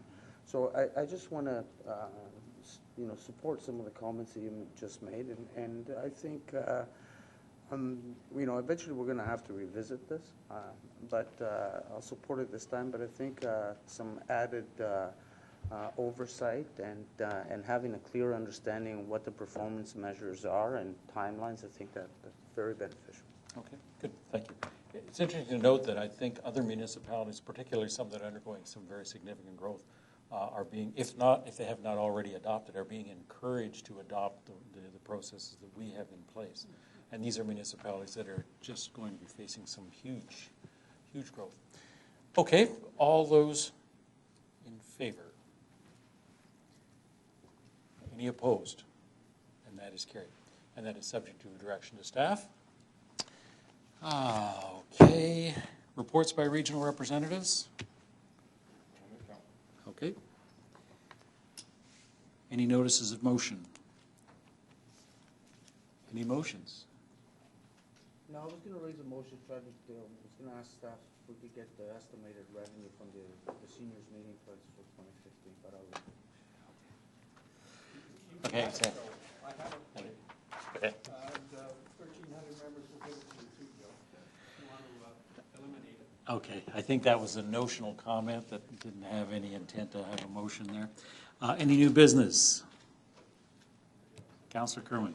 Yeah, I've been very fortunate that I've had a lot of projects in Ward 2. And I'd like to say to the residents on Shrigley that there has been some disruption. But I was down there this morning, and the pavement is going in, and when we're finished, it'll be great. And we've eliminated some of the infrastructure problems on Shrigley. Same way with Gorham. Gorham is now completed, and all the deficiencies there have basically been rectified. So I'd like to thank staff for addressing all the concerns we had on Arnold and Ferndale and Brutton and Little and Lambeth. It's been great, and I had the opportunity to run into Darrell Bishop this morning. I was looking out at the sidewalks, and I must say they look great, and I'd like to thank Darrell for his hands-on approach to all the projects that he's been involved in, Mr. Noheimer, and also you as well. Any concerns, you've alleviated them, and I am greatly appreciative of that. But with all construction, you know, if you want to make an omelet, you have to break some eggs. We did that, but when these are finished, these projects are finished, they look just great. So thank you very much. Thank you. Councillor Sponga. Yeah, on the same vein, I just wanted to positively announce that finally Andrew Street got their top coat last week, and that put an end to 4 years of construction. So that's great. Thank you. Councillor Hempel. I also wanted to reiterate some of Councillor Kerwin's comments. I also wanted to thank Darrell Bishop and your staff, Mr. Neuhammer. He goes way out of his way to look after residents and help them. I call him in the evening, and he answers my call, and he's there on Saturdays, and we have some really great staff, so thank you. Thank you. All right. There's no need for us to have a closed session, and there is no public meeting this evening, although there is a council meeting. I would remind members of council. A special council meeting, and that is at 7 o'clock. Is it televised? I don't know. No, it's not. But you should wear a tie anyway. Okay. I think that covers all of our agenda. I'll entertain a motion to adjourn.